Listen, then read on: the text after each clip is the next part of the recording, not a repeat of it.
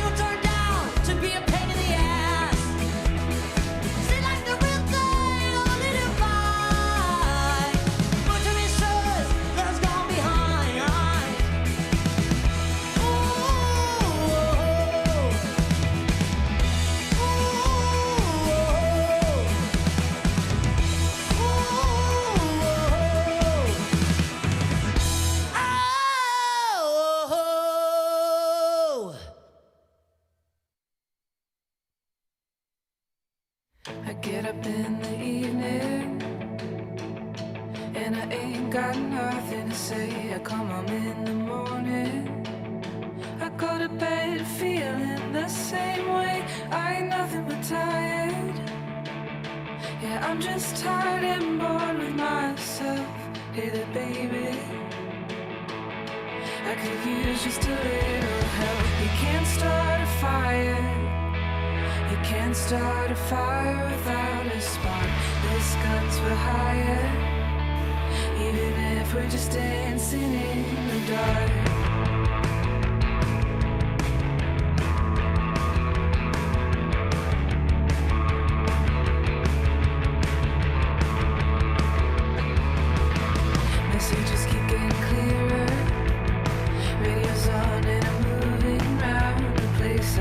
look in the mirror. Wanna change my clothes, my hair, my face, and I ain't getting nowhere. Yeah, I'm just living in a dump like this. There's something happening somewhere. Baby, I just noticed you can't start a fire. You can't start a fire without a spark. This gun's for hire. Even if we're just dancing in the dark.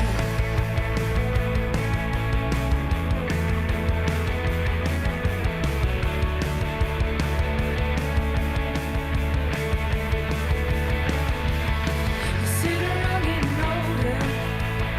There's a joke here somewhere, it's on me. Shake the world off my shoulders. Come on, baby, the laughs on me. Stay on the streets of this town. They'll be calling you up, alright. They say you gotta stay hungry. Hey, baby, I'm just about starving tonight. I'm dying for some action.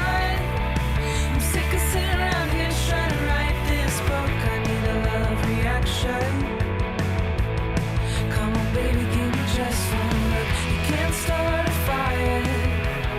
Sitting around crying over a broken heart. This gun's for hire. Even if we're just dancing in the dark. Can't start a fire. Worrying about your little world falling apart. This gun's for hire. Even if we're just dancing in the dark.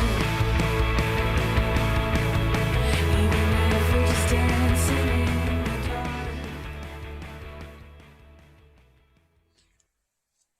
I want to take a moment to talk about StageSource and what an extraordinary year and a half this organization has had, along with everyone else weathering the pandemic. StageSource, through its board, its staff, and Dawn as its leader, has provided our sector, the theater arts community, with an extraordinary voice of advocacy and response to a difficult year and a half. The representation that has occurred for the theater community through StageSource has proven day after day after day its extraordinary reason to be. I think as we move into this post-pandemic age, we are strengthened knowing that StageSource has proven its value and has provided a clear and centralized place for the theater community to come together and have its voice heard during a time of challenge. As we confront the kind of exciting opportunities that lie ahead, StageSource can continue to play a role in helping forge the path to a new day for the American theater, and let it be so. Congratulations, StageSource, and may this Zoom-a-thon be an extraordinary way to bring voice and heart to this important organization. Best to everyone. Hola, my name is Antonio Campo Guzman, and I'm a board member at StageSource. I believe that StageSource serves beautifully as a connective tissue for theater artists across the region. I have particularly appreciated the immense efforts put into sharing information and resources during the COVID-19 pandemic. The guidance received in relation to social and racial justice and anti-racism in theater have also been invaluable. Above all, I am deeply grateful to StageSource staff for their indefatigable advocacy for the younger members of our theater community. Well done, StageSource. Hi, y'all. Josh Garno of Improv Boston here. During the years that I've been running Improv Boston, StageSource has proven itself to be one of the most wonderful organizations that we could possibly work with. They've led industry-wide discussions around artist safety, diversity, equity, inclusion that will positively impact thousands of working artists in the region. During the Great Shutdown of 2020, they also led discussions around pooling resources, advocacy, connecting people, and in general served as a way for theater groups to make sure that we stayed connected during an incredibly difficult time. As a general rule, they serve as a pool for resources. They bridge connections, form connections, make sure that people can connect with who they want to be. It's all about this connection stuff, can you tell? And they always do it while being the most fantastic team to work with. They make you feel warm and welcome, connected to a part of a big, vibrant community scene, and they are a wonderful organization to support. Thank you for your time, and please enjoy the rest of your night. Bye-bye.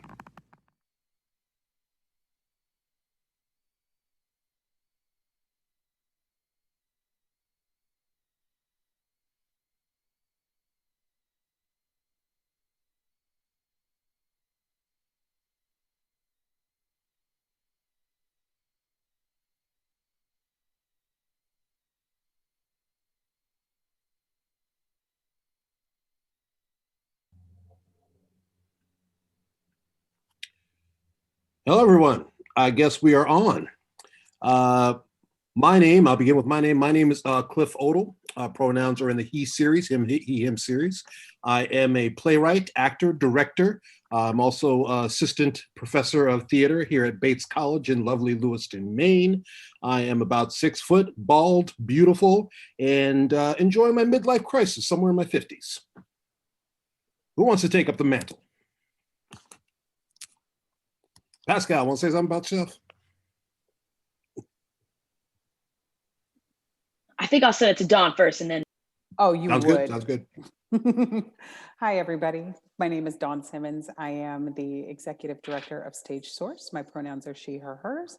And now I'm going to pass it to Pascal. Thanks, Dawn. Hey, everyone. My name is Pascal Florestal, she, her, hers. I'm a director, dramaturg. I'm a professor at Boston Conservatory, as well as the education director of the Front Porch Arts Collective. I am a caramel-colored Black woman with a bouncy afro, lavender glasses, and I'm serving you Audre Lorde meets Toni Morrison with a little bit of some Leo energy. Right, Cliff? I think that's what I'm serving today. More bounce to the ounce. That's what I say. Got to watch that bounce to ounce ratio. My friends, welcome to Stand By StageSource, a Zoomathon fundraiser. Now, if you've been reading your StageSource e-news, and you better have been reading your StageSource e-news, you know that today we are bringing you 8 hours of pure, unadulterated, USDA grade A, inspected, detected, never neglected, pure dishwasher safe fun for the next 8 hours. Tell them, Cliff. So over the course of this day, we will dive into the work that StageSource has done over the past year. Each hour will highlight all the work that StageSource has created and planned to do. Over the past year, StageSource has remained a beacon in our community, offering resources, a shoulder to cry on, and patient ears responding to the needs of this oh so stressed community. Amen. Bless up to StageSource. So now it's time to stand by StageSource. Give today and support this mission and the work of this amazing organization. Friends, I'm going to be the first person to go off script today. One, I would be remiss if I did not thank our incredible team, Gina, Jazz, Zoe, Devin. You are all amazing and have done some incredible work helping get this on for today. I also want to just remind everybody, this is our first time doing this, so please bear with us. We may have glitches, we may have hiccups, all of those things. Stay in love, as we will as well. And we are so excited to figure this out and have a really fun day, but keep with us. So we've got a jam-packed day for you. Over the Zoom, we will take breaks, drink water, join us as you can. We want to thank those that have donated already. And if you're watching on Streamlabs or Twitch, you should be able to see donations as they're coming in. I'm pointing down this way because I think they're below me, depending on how you are viewing this. So please, and if you are making a donation at any time, when you're looking at that donation feature, you're going to see something that says PayPal and something that says credit card. Go to PayPal. Do not use the credit card link. It does not work for us. But if you go through PayPal, you'll be able to pay with a credit card. And if you are not able to do that, put a message in the chat. We will find a way to get your money. Trust me. So right now we are on a mission to raise $10,000. It's not a lot, by any means. And if everybody who liked us on our Facebook page or every member of our theater of StageSource gave us $5, we would clear that easy. Want to double it? Give us 10. You can give more, right? We don't need a lot to get to that 10K, but 10K is what we need. If we can get to more, fantastic. So tell all your friends to join StageSource Party today. And then without further ado, I'm going to kick it back to my good friends, Pascal and Cliff, and to introduce Ariane Roche for today's midday restoration. Thanks, y'all. Thank you, Dawn. Thank you, Dawn. I'm so glad for Irie. Preaching the word. I think it's time for some midday restoration. What do you think? Oh, I definitely think so, Cliff. We need it. Mm-hmm. Restore us, Ariane. Restore us. Tell us. Hello, my friends. It's so good to be with you all today. I wish I could see your faces. Cliff, Pascal, Dawn, thank you so much for that wonderful, warm welcome and jump into this. And yes, I will also second congratulations and thank you so much and all the love to the team that has brought this together. This is going to be an amazing 8 hours and I can't wait to be there for all of it. So what you will find shortly in the chat, I would like to do a little bit of word cloud energy today so that we can be together in some way. You will find the link to the word cloud. You can also text my name, Ariane Roche, 230-222-333. That's just some housekeeping because we will be answering the question today of what makes you spill. What makes you spill? So if you haven't had access to the word cloud yet, that is definitely a question you can answer for yourself first and foremost, right? I would like us all to think about what makes us spill, whatever that question means to you right now. Hopefully over the course of our time together right now, all of that will be changing and we will find so many definitions for what it means to spill, what it means for things to make us spill, what those things are. And I'll just talk to you a little bit about what we're going to be doing today. You are in for a meditation on our energy. That is something that is hard to come by these days. I'm sure we all know. But if anything, this past year has taught me that energy isn't always movement. It isn't always a doing. Sometimes it's a thing that we need to sit down and source and sort of parse out and bring back into ourselves because we've given so much away, right? This will be a meditation on energy because energy is not always movement. We'll move a little bit, but it is not always just a doing. And I really want us to think about that today. Awesome. So I am going to share my screen just quickly because we already have some really awesome responses to what is making us feel funny, yourself, centering, moving, genuinely, people, generosity. Yes, these are things that get us to spill. You guys kind of already got the idea. I was expecting, like, oh, my job is making me spill. My, waking up this morning made me spill, all of those things that sort of come into us and make room for themselves and not enough room for ourselves here, right? Yes, keep those coming in. These look great. So we will use today the words and images of Alexis Pauline Gumbs, who I think is just one of the most brilliant people among us today, from her collection of Black feminist poems, Spill. We are going to meditate on the things that make us and give them space to breathe so that they might allow us to continue doing so with ease, right? Making sure that we are bringing our full breath to the table, whatever that table may be today, whether it's the Zoom you have to hop on after, whether it's being with people, again, something we get to do, and keep looking at these responses. These are wonderful. Someone says garlic. You know what? You got to cook with it. It's how the meal is good. So today is all about rejuvenation, asking ourselves what fills us with energy, and not just enough energy to finally roll out of bed, to finally get that coffee, not just enough energy to finally, slink ourselves to the table and click a Zoom link, to sending that email or remembering to eat, but enough energy to spill over, enough energy to give energy. Fills us with enough love to spill love, fills us with enough life to spill life and make sure that that river continues to flow, right? So Gums defines spill as a verb, to cause or allow, usually a liquid, to flow over the edge of its container, especially unintentionally. This is really interesting because first she says to cause. And then she says unintentionally, to allow unintentionally. I really want us to think about that space, right? Today, we will give ourselves the allowance to spill. We will give ourselves every opportunity to spill without forcing it. It is unintentional. It will just happen when joy is present, joy is given and received and just sort of flows back and forth. And that's something I want us to be able to do today in our time of rejuvenation. So I asked you what made you spill, and these are all of these things that are coming up: compassion, centering, people, generosity. All of these things are still coming in. And we are usually, when we think of what makes us spill, what makes us angry, what really gets our blood boiling, right, are these external things that crawl in and make room for unrest and less room for you and your goodness and your light and your life and all those things you want to continue to bring to every interaction that we have, to make sure that we're still full, to make sure that when we get back to ourselves at the end of the day, we haven't spilled over. We still have something for ourselves. So I hope our answers can continue to be this beautiful over the course of our time together.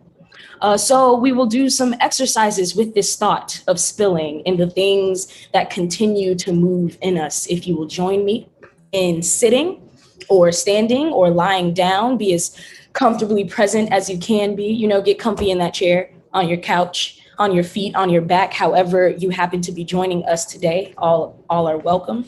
However you land, your body should be able to call this position rest. I invite you to give yourself some rest and lend yourself over to my voice and Alexis's words in this notion of spilling. You can go ahead and close your eyes and really give yourself the permission to allow these images to work on you and in you. See yourself in this. Here is a poem for your mind's eye to interact with from Alexis Pauline Gumbs. Don't be afraid to see this poem in this moment. Don't be afraid to see yourself in this poem in this moment. And don't forget to breathe. In this time, you can smile when you want to, laugh when you want to, grieve if you need to. All of this space is yours. What she dipped in paint, split open like Achilles. Where was she weak? She looked at her body and saw only pores, only wet spaces, vessel, opening. She was whole. Was she? Born or made? Was she possible? She looked at her fingertips for a seam, pinched her skin in case it was all a dream. Was she real? The new being, first of her kind, couldn't believe herself. And she bit herself, wondering about the sinews, worrying about the palimpsest of veins. With this image, I'll read it one more time. Was she dipped in paint, split open like Achilles? Where was she weak? She looked at her body and saw only pores, only wet spaces, vessel, opening. She was whole. Was she? Born or made? Was she possible? She looked at her fingertips for a seam, pinched her skin in case it was all a dream. Was she real? This new being, first of her kind, couldn't believe herself. She bit herself, wondering about the sinews, worrying about the palimpsest of veins. You keep your eyes closed and continue to breathe. And I would like you to continue to interact with these questions, with these images. How have you been split open in this moment? How are you weak? And be honest and dedicated to a more full self later. How are you split open? How have you been weak? What was the thing, the place, the person to birth you? What does it mean to know how you were born? Your given circumstances, the stuff you had no control over. What were the things, the places, the people to make you possible? This is different than a birth. What were the things you could grab? Maybe the things that grabbed you, that came to you, that make you possible. Stick with this image in your mind's eye. Can you look for the scene like the woman in the poem? Look at your fingertips, look at your palm for the scene, the stitching together of you. In your mind's eye, pinch it. Touch the things that make you. Touch the things that hold you together. The poem asks, was she real? You are real. Those things are real. The poem says this new being couldn't believe herself. I ask you to believe yourself. I ask you to be dedicated to the you that you can be today. The you that holds you together. The poem reads, she bit herself wondering about the sinews, worrying about the palimpsest of veins. Can you believe in and be dedicated to that connection of veins? Palimpsest is a manuscript or a piece of writing material on which the original writing has been moved over, making room for later writing, something reused or altered but still bearing visible traces of its earlier form. Can you look at your palm, look at your hands in your mind's eye or physically, and see all of the things written over, all of the things that were there first, that gave you foundation first, that you could stand on first, that have just been covered up? Can you unearth your energy? Can you see the faces, the spaces, the reasons you are held together in your hands, in your veins, so in your blood? Can you see that now? Can you give them the allowance to not only hold you, but to move you? To let a new thing bring you to a tipping point, to let something new, something whole, something good spill you over. Continue to breathe for a final moment with this poem. Was she dipped in paint, split open like Achilles? Where was she weak? She looked at her body and saw only pores, only wet spaces, vessel, opening. She was whole. Was she born or made? Was she possible? She looked at her fingertips for a seam, pinched her skin in case it was all a dream. Was she real? This new being, first of her kind, couldn't believe herself. And she bit herself, wondering about the sinews, worrying about the palimpsest of veins. Continue to think about that palimpsest of veins, the figures that pop up in it.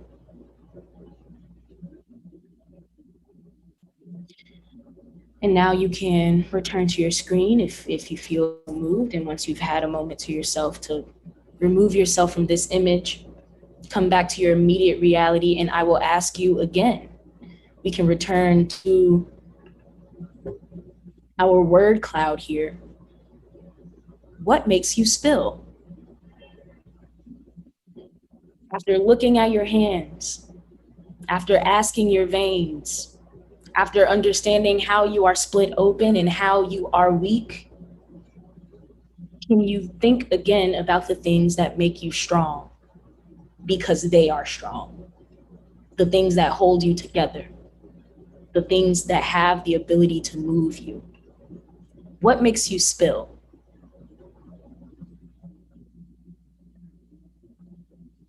The screen should still be shared for these new things to come in. I see mother, I see singing. What makes you spill now? Theater, joy, the quiet, the body. What makes you spill now? Children.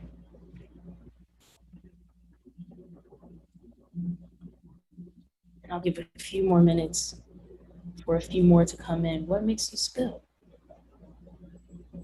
What are the things sitting in your hands, sitting in your body already that have that energy? Can we honor them? Can we hold space for them? Can we remind them that we know they are there so that they can do their work, so that we can do ours? Ashe. Beautiful. Community. Wonderful. The heart. Oh, love. Thank you. And you can continue to drop into that and continue to add things to the chat. So what we've done a little bit in that moment is take ourselves apart. It's continuing to come in, moving. We're taking apart all of these things that we know source us energy, all of these things that we know make us, have made us, and have not only birthed us, but have given us some sort of direction and some sort of footing and foundation to walk upon. Sometimes it is necessary to do this inventory, to go inside and say, oh yes, that is strong of me, that is good of me, and it is mine. Whether it was given to me, whether it was crafted in a moment where I needed something, whether it was found, whether it found me, it is necessary to do that inventory, to be still and see what still moves in order to bring our full selves to the table. Now there's the question of this table, the ever elusive table. Bring yourself to the table, put it all on the table, a seat at the table. There's this table that we've all interacted with at some point. If you would join me again, comfortably, however you are situated, with your eyes closed and your heart open and your palimpsest of veins, all of that stuff that makes you in your hands, in your mind's eye. I would like you to see this table in front of you, whatever this table looks like. Be curious about what it looks like. Be specific. Have you seen the table before? Personally, mine is the dining room table in my great-grandmother's home. It's not there in that space anymore, but I can hold it here. How big is the table? Is it big? How long? Are there 3 legs or 4? See this table in front of you. And I will ask you now to put all of the pieces on the table before you bring yourself to it. All of these things we found that we've remembered hold us together, bring us together, make us whole. Can you take those pieces and put them on the table? All of the faces, the places, the objects, the reasons that we found in our blood, in our palms, in our veins, all those things we now know to have made us. Place them on the table one by one and really take the time to take them in. Again, I'm asking you to believe in yourself. Believe yourself. Don't be afraid to voice them as you place them. Physicalize it. I won't hear you. Everyone else won't hear you, but those things, those people, those places will hear you and hear that you know them to be at work. You can pick it up and place it on the table. I'm placing my baby sister, Nazaya.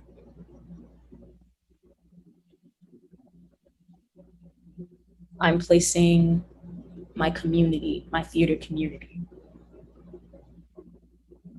I'm placing the time and space that StageSource has offered me today. Voice them, honor them, one by one on the table. And let's try for at least 6. Let's get that specific. Can you place 6 things on that table? Even if it was a small table and they don't fit, make them fit, move them around, reconfigure, until you can marvel at this table and marvel at all of the things that you can bring to it. This is where we all can source our energies. by inviting them to the space, letting them know that we know that they're there. Again, dedicate yourself to placing at least 6 wells of energy, 6 figures from your veins on this table. While we place them, here's another passage from Ms. Gums. First, we would have to admit the table was there before she was. And how much love does wood absorb? That one was quick, so I'll read it again. First, she would have to admit the table was there before she was. And how much love does wood absorb? Look at the table. Look at the wells of energy you've placed there. At least 6 items, 6 people, 6 places, 6 things, 6 nouns. And how much love and energy they carry. And how the table is strong enough for it because the table was there before we were. I tend to approach things as if I am the first to do it. This is the first time it's been done. And so it's hard and it's arduous. And I forget that this table has held so many things, so many people. And there's no way it all just rolls off. It stays there. The things we come to are strong enough to hold us, all of us. We don't have to skim out. So now if you'd stand, or if you wish to continue visualizing and remain meditative, stand back in your mind's eye and look at all of those wells of energy that were already inside, that were already at work, that were already holding you together. Maybe they were dormant. Maybe they felt forgotten. Maybe they were a little dusty, a little groggy. I think of the love they absorb. The love the table now knows from holding them, from holding you. I want to encourage you to breathe, to make sound, to move, to enjoy this. This is not precious. This is something you can do all the time.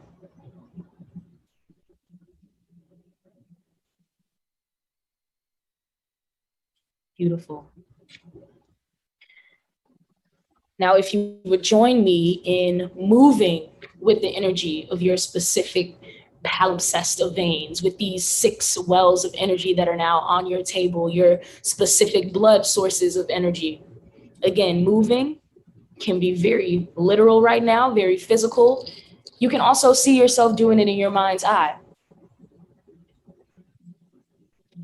I would say anytime I visualize movement in my mind's eye, I find myself wanting to move. But again, this is however you are comfortable interacting with this energy. If it's been a while since you've thought about the things that energize you beyond movement, beyond I have to go do this, I should go do this, maybe you want to spend more time with them intimately here. And that is perfectly fine. This is about rejuvenation. So once we've set those things on the table, can we bring them back into ourselves with their full energy, with their full appreciation, with their full movement? Okay, so if you are moving with me, here we go. Pick up one piece, one well from the table. Now try to get specific again. This can be one thing, person, place, one well of energy that you've picked from your palm that might be supporting your neck and your head. Maybe this one is specific to your neck and your head. It informs the way you think. It informs the way you move. Can you take that one in your hands? And can you roll your neck, roll your head around with the energy that this gift gives you? Right? So I'm going to say, I'm picking up my sister that I placed on the table, Zaya. She informs my head because I wish And I know that when I'm around her, I have her imagination. And that is the most beautiful thing in the world. And I will roll my neck with the energy of her imagination, with the verve that she would roll her neck once she figures out that she has one, right? So go ahead, pick up that one piece that informs your neck and your head and roll it with that energy. Just for a few with me, here we go. And let the sounds come out. Maybe it makes you make a sound that is reminiscent of that piece of energy. Maybe it makes you, maybe you want to stop. That's what the energy wants to do, right? Move with the energy of that thing that guides your head. Stop the share here for a second.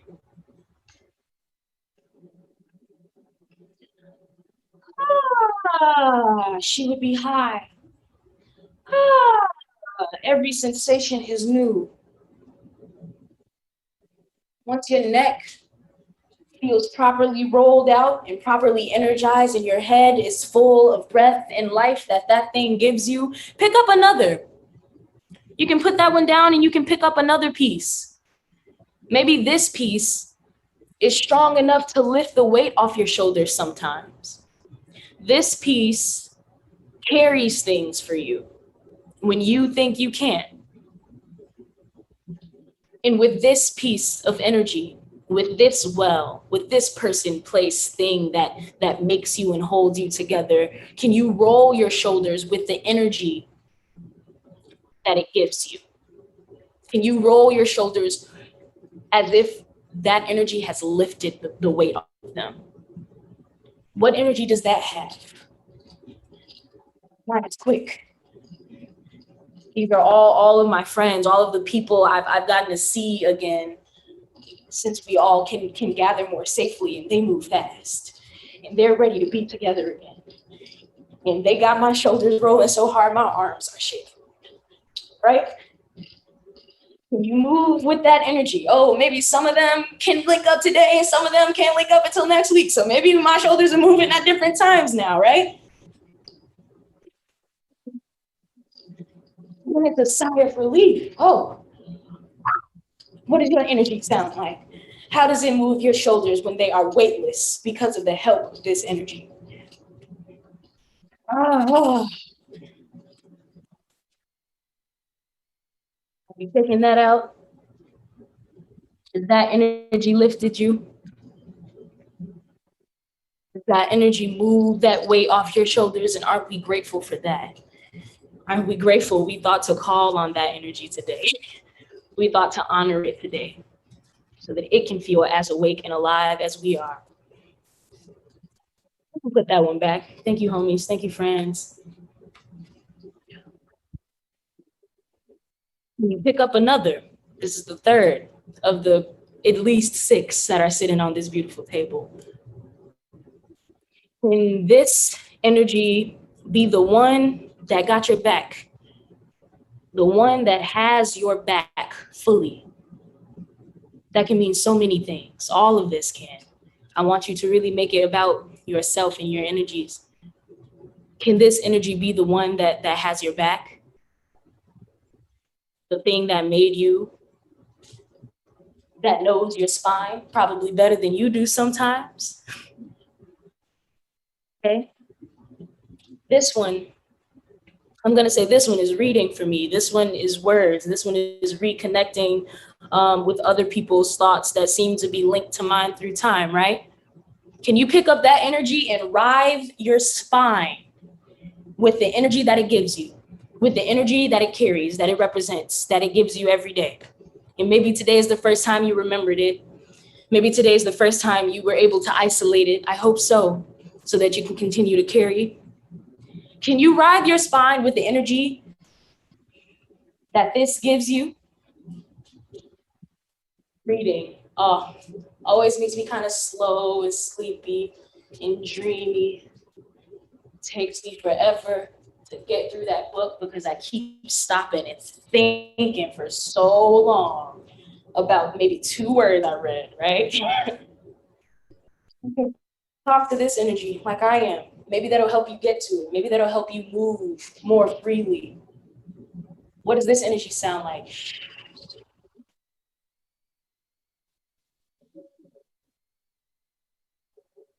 Stop. Maybe I'll stop. When I read, maybe it stops in my spine. And then it comes on up. Oh, and now I had to go back a few times, but now I get it. Right? Thrive in that spine with the energy that this new well, this new love from the table gives you. What does this one sound? How is it different from the weight, the shoulder, and the sturdy head? How is your spine malleable with this thing? How is it strengthened and rigid by this thing? All of these answers are correct. What's your spine? Has moved with that energy. You can take this one back. Oof. Thank you. Collection of books. I still need to finish. Thank you. All right, we've got another. We still got a couple more things on the table. Can you grab one that balances you and engages your hips? Can you grab one that sits at your core and tells you that you are on even ground, or warns you when you aren't? The thing in your gut that tells you, uh-oh, or the thing in your gut that tells you this way. You're right where you need to be, or you need to move, or you need to stop moving. Can we find the energy that balances us, that keeps us on course? I'm gonna say this is theater for me. The practice of it, not the space, not even the people, the feeling I get from it, the lessons I learned from it, the lessons still to be learned. It sits right in my hips. And can you just engage the hips? How does this new energy move your core? How is it a compass? How does it let you know? How does it communicate to you? Huh? Really wish we were together and I could see you in these beautiful energies. Theater for me in this moment is shaking. I'm rocking. I'm rocking at the core because I'm listening for what this thing tells me to do, because I know it always does, but right now it's hard to hear it because I'm not together with my people. I'm not together in our space, in our temple. I'm trying to listen. It's listening for where can I go? Well, what's happening? Well, is there a new webinar happening? Is there a new play being streamed? Are there playwrights talking in a podcast? What's going on? Looking for the next thing. It's where the theater energy in my hips wants to go. It's just looking for you. It's looking for this space. Oh, it's looking for this space, so it's home. Maybe it can rock out now. Maybe I am on even ground. Isn't it good when your core realizes you are on even ground? Doesn't it help you stand? Quickly, put that one back. It's helping me stand. Grab another one that gives you that solid ground. Another one that tells you, yep, you got legs.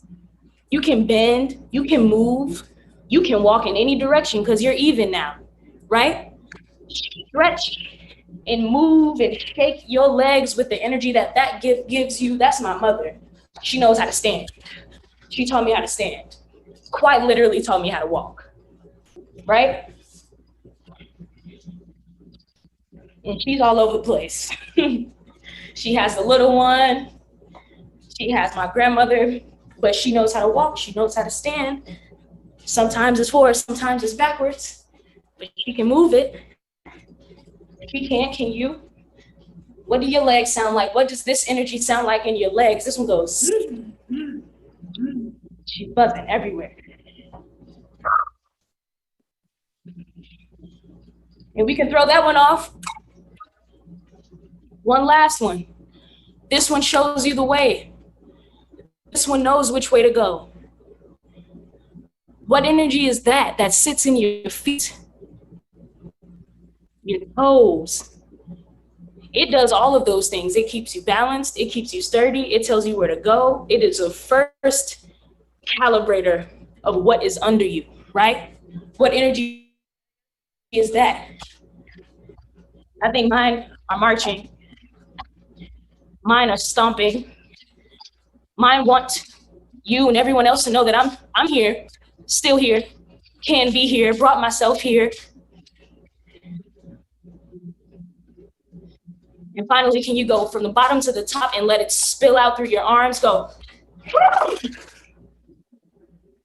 Make the noise. Maybe it's all the noises together. What noise do you need to spill into your space today? Ah! How will you feel rejuvenated with all these things on the table? Pick them all up. Ah! You can do it one more time as we come back. Can you breathe?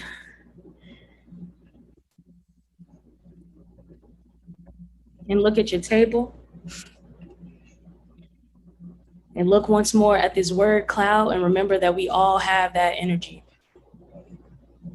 We all have the space for this empathy, for theater, for moving, for compassion, kindness, patience, breathing, the heart, singing, people, moving fast, being funny, feeling joy. I'm gonna call out the garlic again because that is joyful.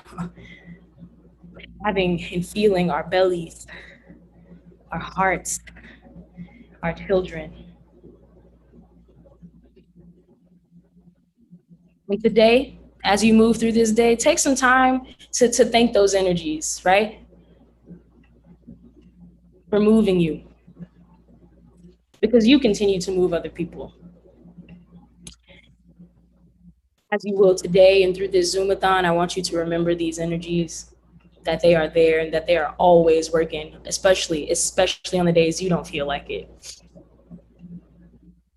I'll leave you very quickly at the end of my time with a prayer for the dropped ball. I feel like we feel like we told ourselves we've dropped a lot of balls, that we've let a lot of things go. But to this, Alexis says, "Oh, Eshua o, Olokun wa o, Obatala o wa o, Orisha wa o, Orumila wa o, Osen wa o, Ochusi wa o, Obara tura wa o, Osun wa o, Oshun wa o, Oya wa o, Ogun wa o, Sengo wa o, Oludamare wa o, Oludemare wa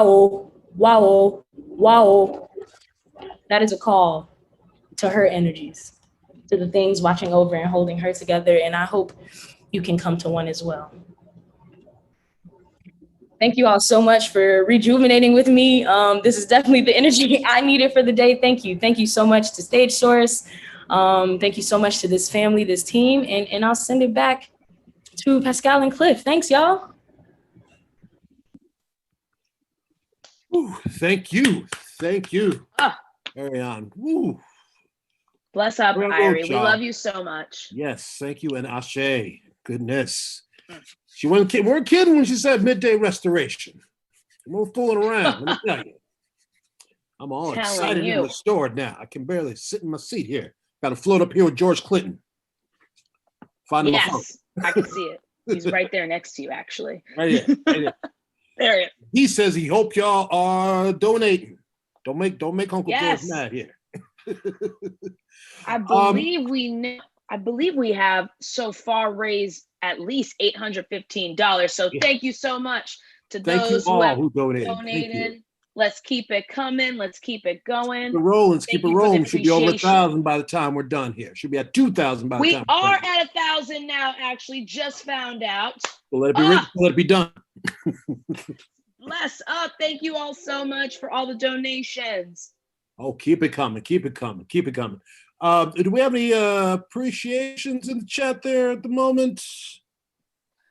I can't really see them, but we do thank you all for some appreciations. It has been so great to have Irie give us this restoration. Mhm. Like Cliff said, it was exactly what the doctor ordered. Yes. And we are so grateful to have someone like Irie to bring us through this amazing day. But $1,000, Cliff. It is happening, and we are only at the first hour. We haven't even hit 1 o'clock yet. I know. Just keep it coming. 1,000 an hour. That's how we should be clocking 1,000 an hour, y'all. That's what we're looking at. We're not just up here being pretty. We're up here working for those donations. Working hard. So once again, as I said, thank you for your generosity and support. Keep it all coming. We're just getting a swerve on here. I know we're going to dive into some anti-racism work. And one of the questions for folks to think about home is, what sort of anti-racist tools are you using? What's helping you get through the pandemic? Pascal, what has helped you get through this pandemic? Oh, what a great question, Cliff. Definitely my community. I have a great community here in this area, especially who are part of StageSource as well. Dawn Simmons, one of them, Jasmine Bonner, and it's been so great to have those people. TV, books, I've been reading so much, especially some really great Black writers like Britt Bennett, The Vanishing Half. One of my favorite things I read during the pandemic. Highly recommend it. It's a gorgeous book about these two sisters who are fair-skinned but Black and how they pass through life.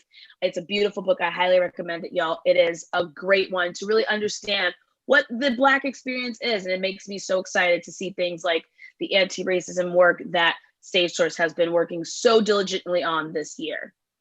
Awesome. Well, for me, a big part has been my children, my favorite tax deductions, as I like to call them. They're worth to me more than that, but every April 14th, I'm thankful for them. No, they have been, the two pillars I've been able to sort of build myself on. And actually, I have had some really good help because this has been mentally taxing. For all of us. Mm-hmm. And we forget, particularly within the Black community, and all the studies are out there, we forget about the importance of mental health. And this period has actually given me a chance to kind of take a deep dive into my own mental health. And because these things, all this information, George Floyd, so on and so forth, this weighs on you. Yes. Being Black ain't easy. It's a weight, and mentally that is very taxing. So understanding that was a big part of my pandemic experience. And I consider it a very important anti-racism tool is taking care of my own mental health. I love that you said that, Cliff, and thank you so much. And I think that is what's so important about this weird time that we have had. Like, that's a great advantage that we've taken. And I think what's a great opportunity for us to keep moving along is giving everyone here who's joined us a treat of what StageSource has done with their anti-racism collective and the collaborative work they did, especially with the town hall, which took place in April of 2021. So if you missed this report out, here is your chance to catch what we learned from the community listening sessions in October of 2020. Thank you to all of the individuals who participated, especially the 80 individuals who joined the StageSource staff on that day. And now, without any further ado, the StageSource and ARC Town Hall. Amazing. Thanks, Chad, for opening us up. I pasted in chat, additionally underscoring the requests for being on mute. This is going to be interactive space at times for us all. So if you can participate fully in that way, we would just ask for you to introduce yourself in the chat. We may have folks joining us. We may have folks drop off because internet is an unpredictable reality. And so as you can do that, we would just ask that if you are joining us as part of an org, that you change the name of your Zoom account to your name and have cameras on if you can, acknowledging that being on camera for a recording is not comfortable for everyone. And especially if you're calling from a phone number, your phone number is what appears. And so we'll ask for that change and give you a brief moment to do that, as well as mute yourself, which thanks for Jazz for asking that of us all. Audio is hard. We're a call of 62, so it'd be a bit interruptive. And I'll now move on, thanks. I'll now move on to a land acknowledgement. And so for us, we are grateful for you joining us. This is a Monday night, for giving us your time to be part of this process. Your presence here is significant, and we do want to open the space with intention. So one of the core components of our work is the act of naming explicitly the realities of the history that we are living in, which is one of violence and of present day realities that are occurring in the United States. To do this calls the naming of the land directly connected to the work of StageSource as an organization, the New England theater community. Our work as Anti-Racism Collaborative is an organization based both in Boston and in New Orleans, and where many of us are calling in from Massachusetts and the greater New England area. I'll just name that we're on the land originally belonging to the Mohican, the Mashpee, Yarmouth, Waquia, Massachusetts, Nauset, Nipmuc, Mendon, Pennacook, Pocomtuck, and Wampanoag people. We recognize in the work that we are all doing tonight that this land is occupied in a continuing tradition of colonial violence, genocide, and continued occupation, as well as white supremacy. We hold both the fact of genocide, its reality, as well as the survival of the original stewards of the land who serve as the first resistance to oppression in this space.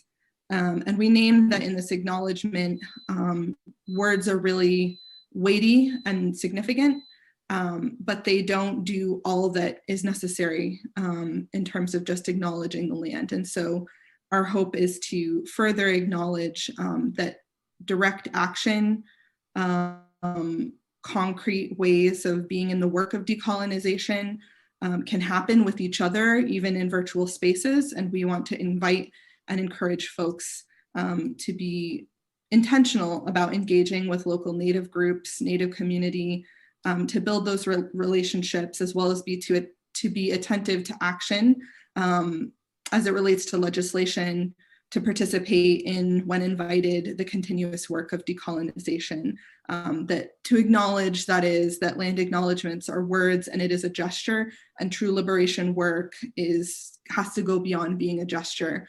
It must be a living, breathing commitment to action and solidarity. And with that, I will pass it to Deidre. Thank you, Stella. And that acknowledgement is part of larger context setting that feels important as we stress how critical it is to move beyond words to action. Asking what our statements of solidarity mean, the ones we made 9 months ago or last week, if we're not caring for our community members and colleagues in real time. I think they mean relatively little. We need more to show for them. So we'll spend this evening talking about one thing to do that we hope might be helpful, and we'll offer more resources along the way.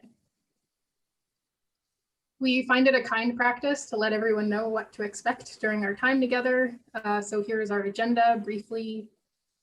We started with an opening from Jazz. Thank you. We're offered a land acknowledgement by Stella. We're now reviewing the agenda, and then we'll reintroduce Anti-Racism Collaborative. After that, we'll dive into the primary purpose of our being here, to build an anti-racist community. As part of that, we'll talk about where we've been and where we're going, and then we'll talk about immediate next steps and plan to close with time for questions. You can also ask questions in the chat that we might be able to address in real time.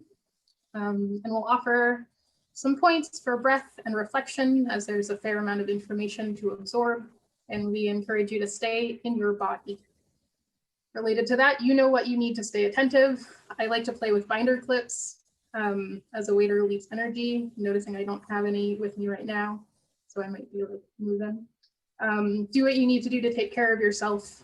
We haven't scheduled a break into these 90 minutes. If you need to get a cup of water or use the bathroom, by all means go. And the invitation is always there to ask yourself whether you're removing yourself based on genuine bodily need or out of a sense of avoidance.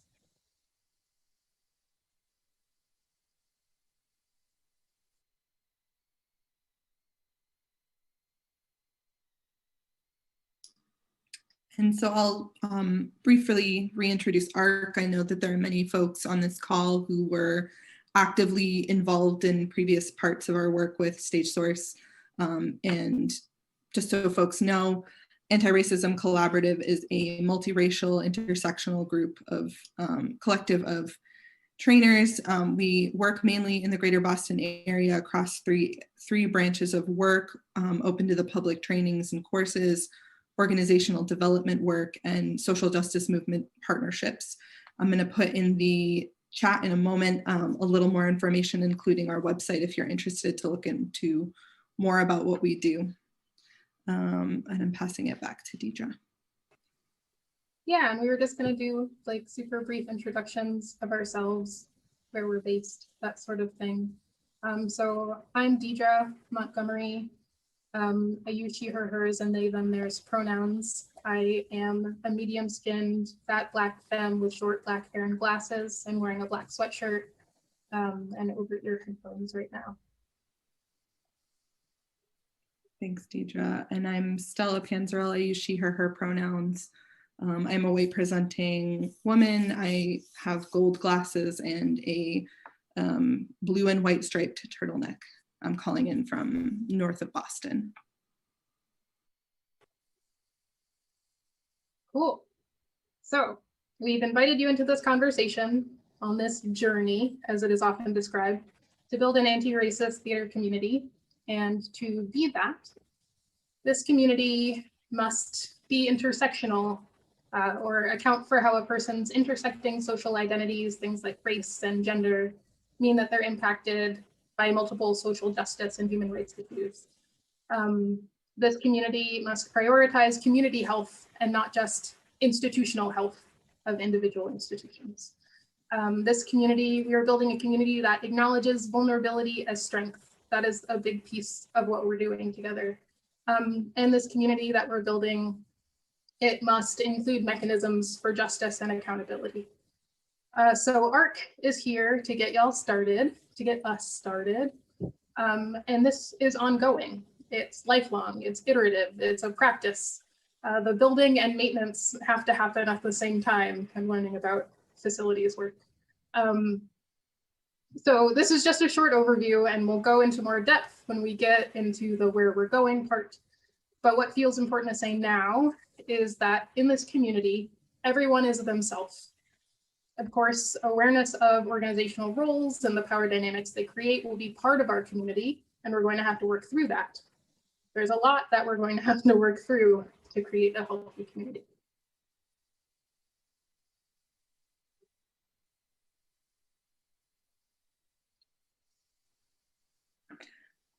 Yes, and so this has been a two-phase process for ARC. We're at this really beautiful place in between phase 1 and phase 2. And for phase 1, what we did for folks who are not on the journey with us, and welcome if you're joining us at this moment, it's a great time. We did some meetings with StageSource staff. That was lots of administrative stuff, scheduling those important pieces, but also sort of like, how are we going to approach this discovery process? And that led us to offering listening posts with the StageSource staff and board, theater organizational staff, independent artists, BIPOC community members also had a specific affinity space. We had audience members as well in a separate space, and board members. And all of those individual sessions included post-event surveys. So we got to ask some really good questions in those as well. Putting in the chat some of the questions that we asked, just so you can see what we were curious about and what we got to explore in our discussion spaces. Yeah.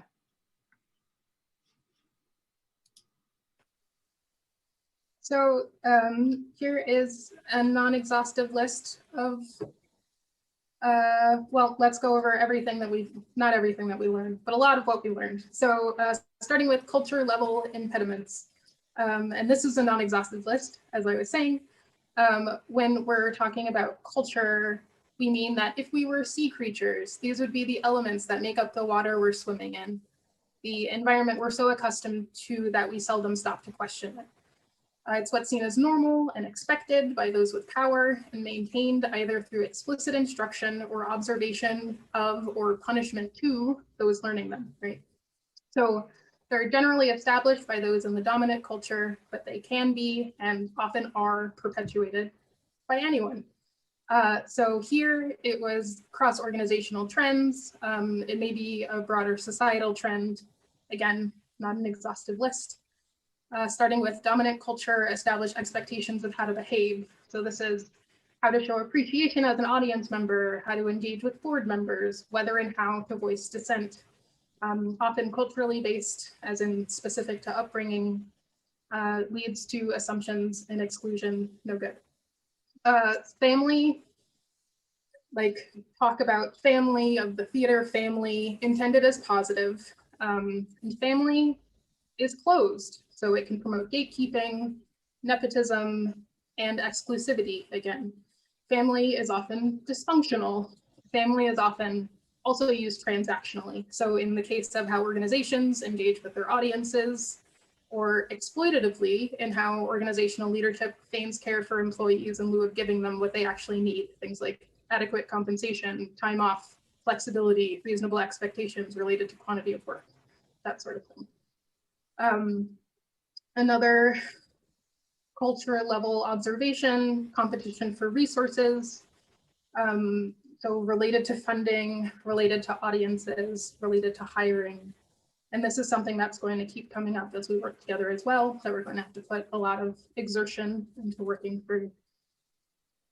Choices based on perceived marketability, related to resources, wanting to do what you think will make money, and that being based in assumptions and perpetuating often racism. Normalization of the status quo, so people saying, of course things are this way, or obviously things are this way, or people saying our staff is diverse, though leadership is white, and part-time staff most likely to be abused by power is where the folks of color are. But like that sort of stuff is kind of like normalized or taken for granted. A perception of white stories as universal, which also relates to the above two, this marketability piece and the status quo piece. This assumption is based on dominant culture supremacy, right?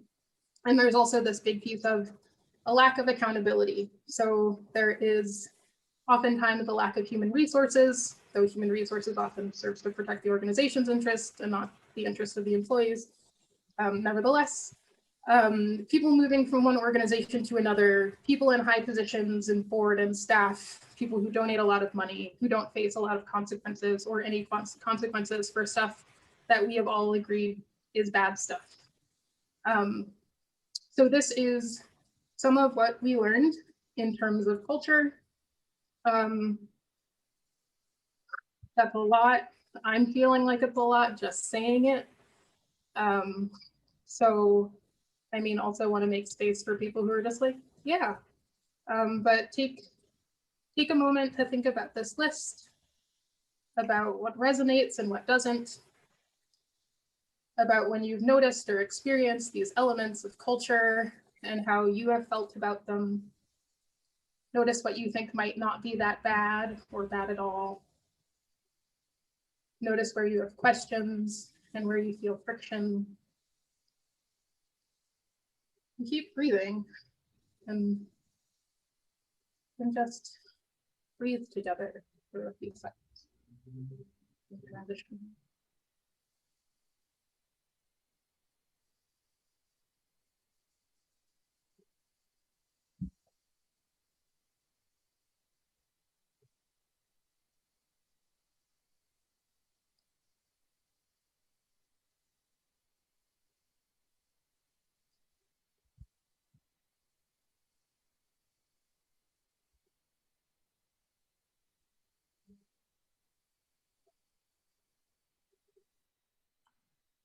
Hopefully you had a chance to take a couple deep breaths. We're going to go deeper and also just noticing that there are some folks joining us in this moment and acknowledging you as you enter. If you can share your name, pronouns, and organizational affiliation, that would be great. Welcome. Yes, so what we learned in terms of barriers, we have a few different categories here. So we identified them as knowledge and perception gaps. So within that specific category, there is a lack of clear motivation and values definition. So we recognized a bit of a misunderstanding or lack of area knowledge around the importance of diverse organizations. And we also recognized a lack of awareness of non-white theater artists, administrators, culture, which is definitely a gap, and what that looks like is just not being aware that there are entire groups of people throughout the New England area and across the world who practice theater from their own non-white contexts. People not understanding or acknowledging the power that they have. So observing that there is a distancing of responsibility when folks do either have that responsibility, have access to that very important power, the option to make change, to decide around dollars, to move positions around or make creative choices. There are gaps in understanding between boards, organizations, and artists, things like the language of difficulty of attracting non-white actors, that's kind of in quotation marks, versus the language of underemployment tokenization, the idea of hiring one Black actor to play a certain role as opposed to casting them whenever and wherever an actor is called for, or so that taking space. Sorry, I'm having a little bit of internet loading problems. Let's see, lack of definitions for terminology around equity, diversity, inclusion. What do these all mean? They mean very different things. How do we internalize the change process in applying those words?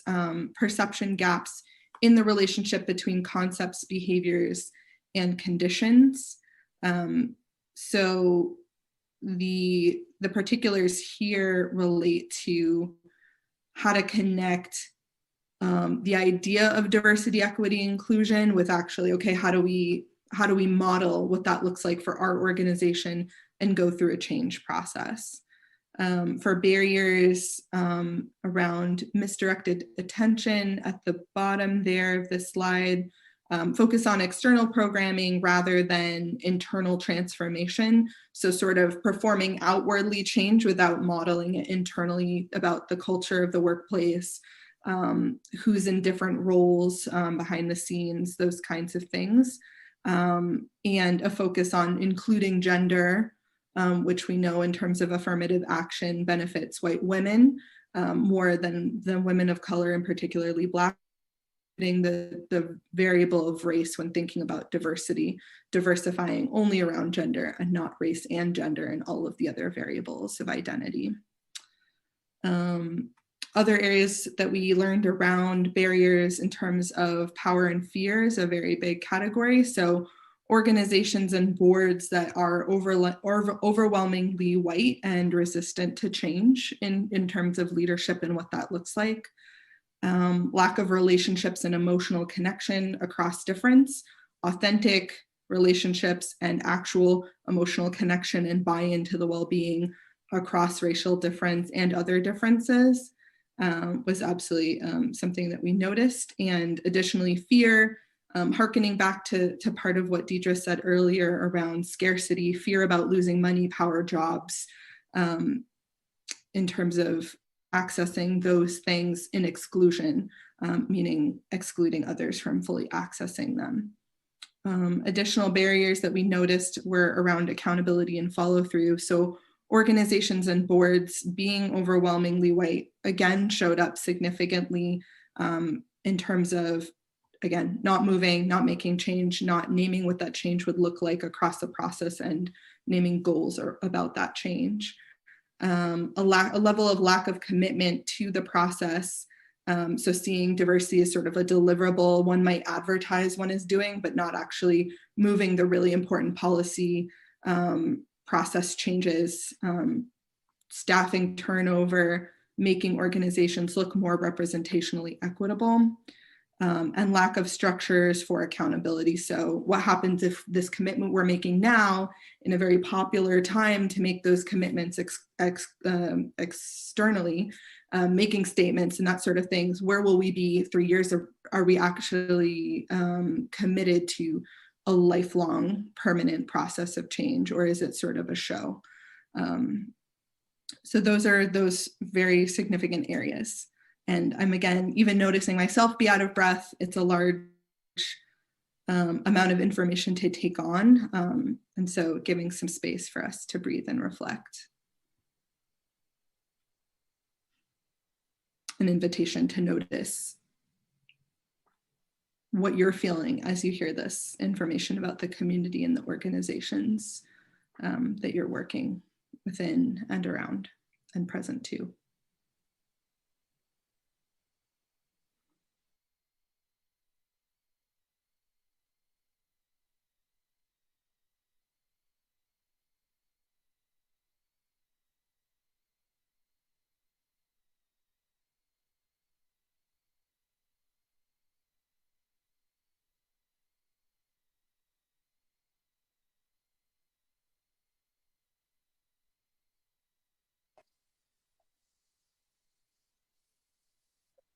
So this last piece in the where we've been is what you asked for.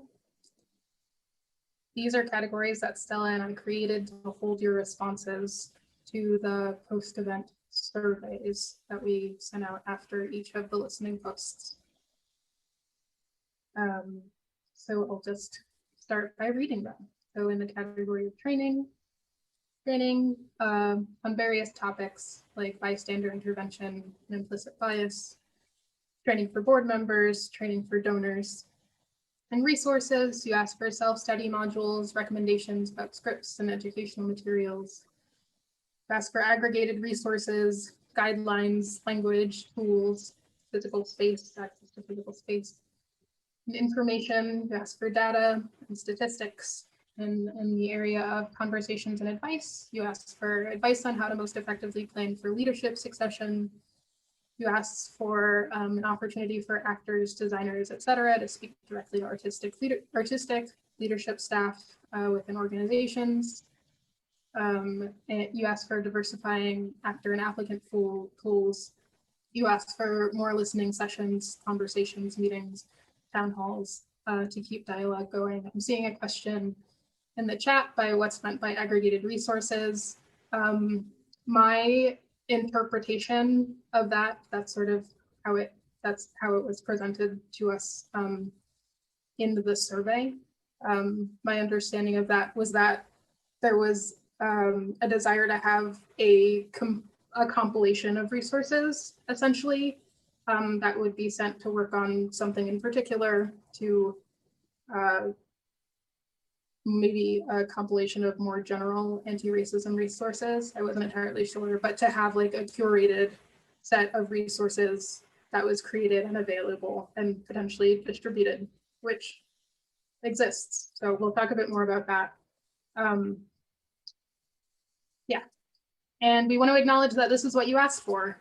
We're confident you can get it. This community building effort will address some of it.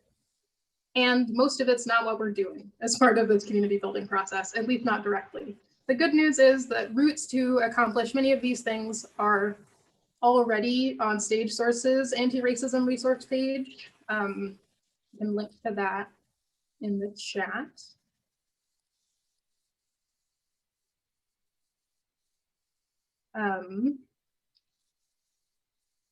And you'll also be emailed a document with resources as a follow-up to this event today. And we also hope that the relationships you develop in community will help you access other of these self-identified needs. We especially hope folks with more homogenous social and collegial circles will build non-transactional, non-extractive, agenda-free relationships with people from racial and ethnic communities they're not in regular relationship with, to better understand how to engage people in an authentic way. Think about what some of your requests might be a shortcut for. We want to push back, for example, on the idea of having access to mysterious and elusive BIPOC artists and applicant pools, in lieu of transforming our organizations into places where all kinds of people want to work, where they'll be treated well and don't have to put up with racist or ableist or transphobic or ageist or fatphobic or any other kind of nonsense, and they can just thrive. So getting to the why is so important and will be part of our work together to build community. We'll keep asking, how can we move past performative gestures and claims of solidarity to a place where we're self-motivated and making real change? It feels important to say that just because we're not going to do it doesn't mean you don't need to do it. So it's going to take effort. Your colleagues might advise you about how to clean your home or office or give you numbers of people you can call for help, but they're not necessarily going to clean your space with you, right? So you might hire ARC, or by all means, someone else to support your work to address racism and other forms of discrimination and oppression in your workplace or in you. Both is great. You might partner with other organizations to offer more general education, anti-racism education in an ongoing way. You might self-organize with colleagues to create peer support groups and develop peer accountability systems. There are many resources available, and there's lots that you can do. Please do something. We want to dismantle systems, and no single program or initiative can be everything to everyone at once. But we're creating in real time a roadmap for individual and personal change that we hope it'll mean improved impacts for everyone in and beyond the community, this specific community.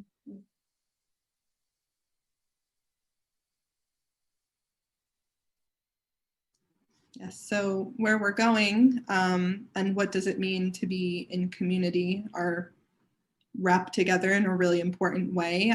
Community for our purposes could be defined as a uniform or unified body of individuals with shared values, norms, customs, and identities.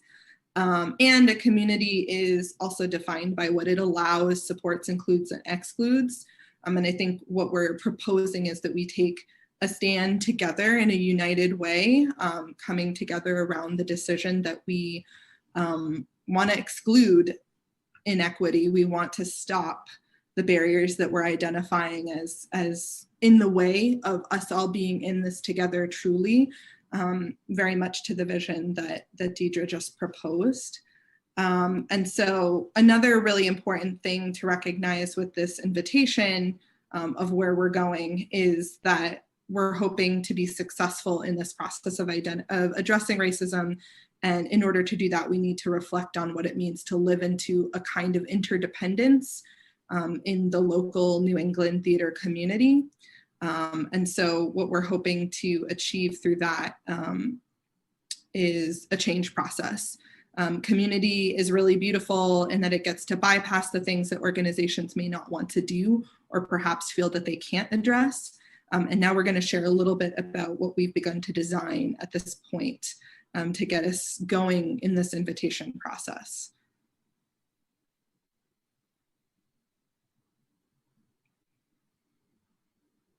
Oh, sorry, the slides are catching up with me and my brain. Thank you so much. Let's see, we're gonna walk through a little bit of these pieces that we have agreed to do, some of the things coming up that we've imagined together with the StageSource staff.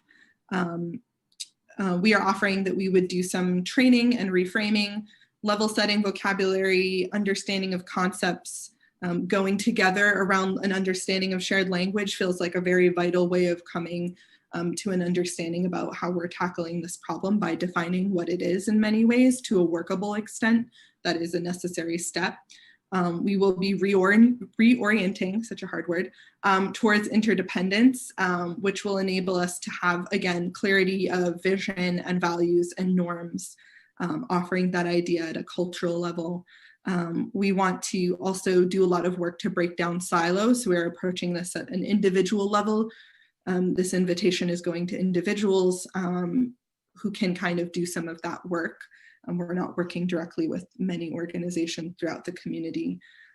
We also are eager to be very clear that we're building an anti-racist community. So our goal is to build trust, to talk about how trust is built in a community that has had some hard moments, some fissures, some lack of clarity about who's making what commitments at what time. We are developing a new set of expectations and making a commitment to them. We want to address all the barriers, some of them are behaviors, head on. We want to create the conditions for change in a community space. And we also want to figure out what does it mean to hold each other accountable? What does that look like? And how does that feel different from some of the issues that we came in to look at? Yeah. Deidre, I think that's you, is it? Sure, can be. Yeah. So, yeah, and thinking about, we wanted to just name what we're not doing, which was already named a little bit previously during the responses to the surveys. And so we're not doing ongoing training. We are going to have this interim phase where we do the reframing, where we do some level setting, but we're not doing ongoing anti-racism. We're going to anti-racism education in a focused way. We're going to do it. We're going to address things in an ongoing way as they come up and talk about what's happening. And we're going to build an anti-racist space, but we're not going to have lessons. We're not doing individualized organization level work. Again, there are many ways to do that work within organizations, and we're focusing on building a community that's made up of individuals. And we're not creating or sharing directories. We're getting to know each other. We're building real relationships. And so the thought here is that the work that you do as an individual will benefit the efforts, of the organization.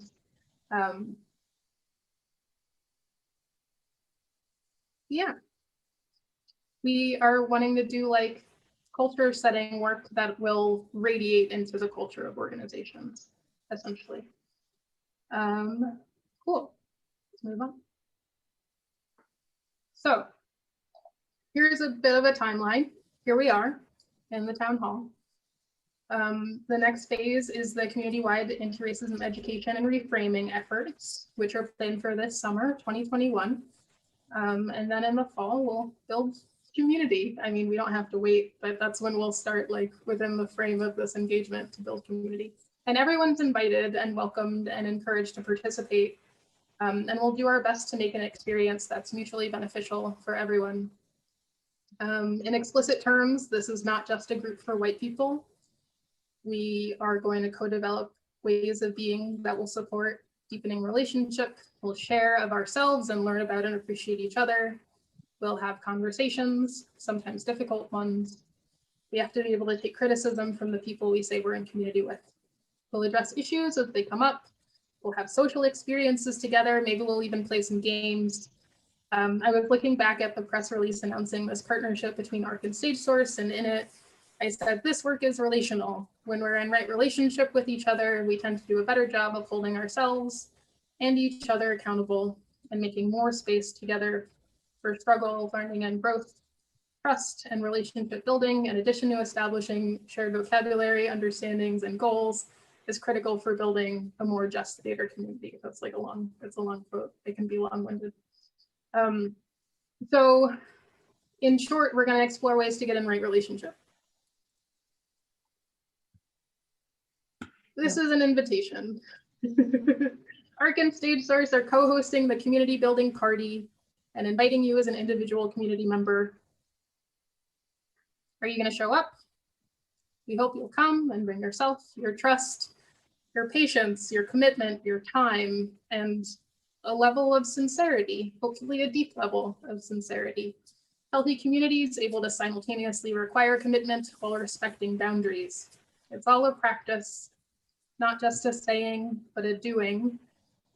And with you present as yourself, we're building culture. Again, that can influence your workplaces, but is not about your workplaces. And it'll influence in the present and in the future. In this community, we know that it's a strength that you take your learnings wherever we go, wherever you go. So we hope you'll come.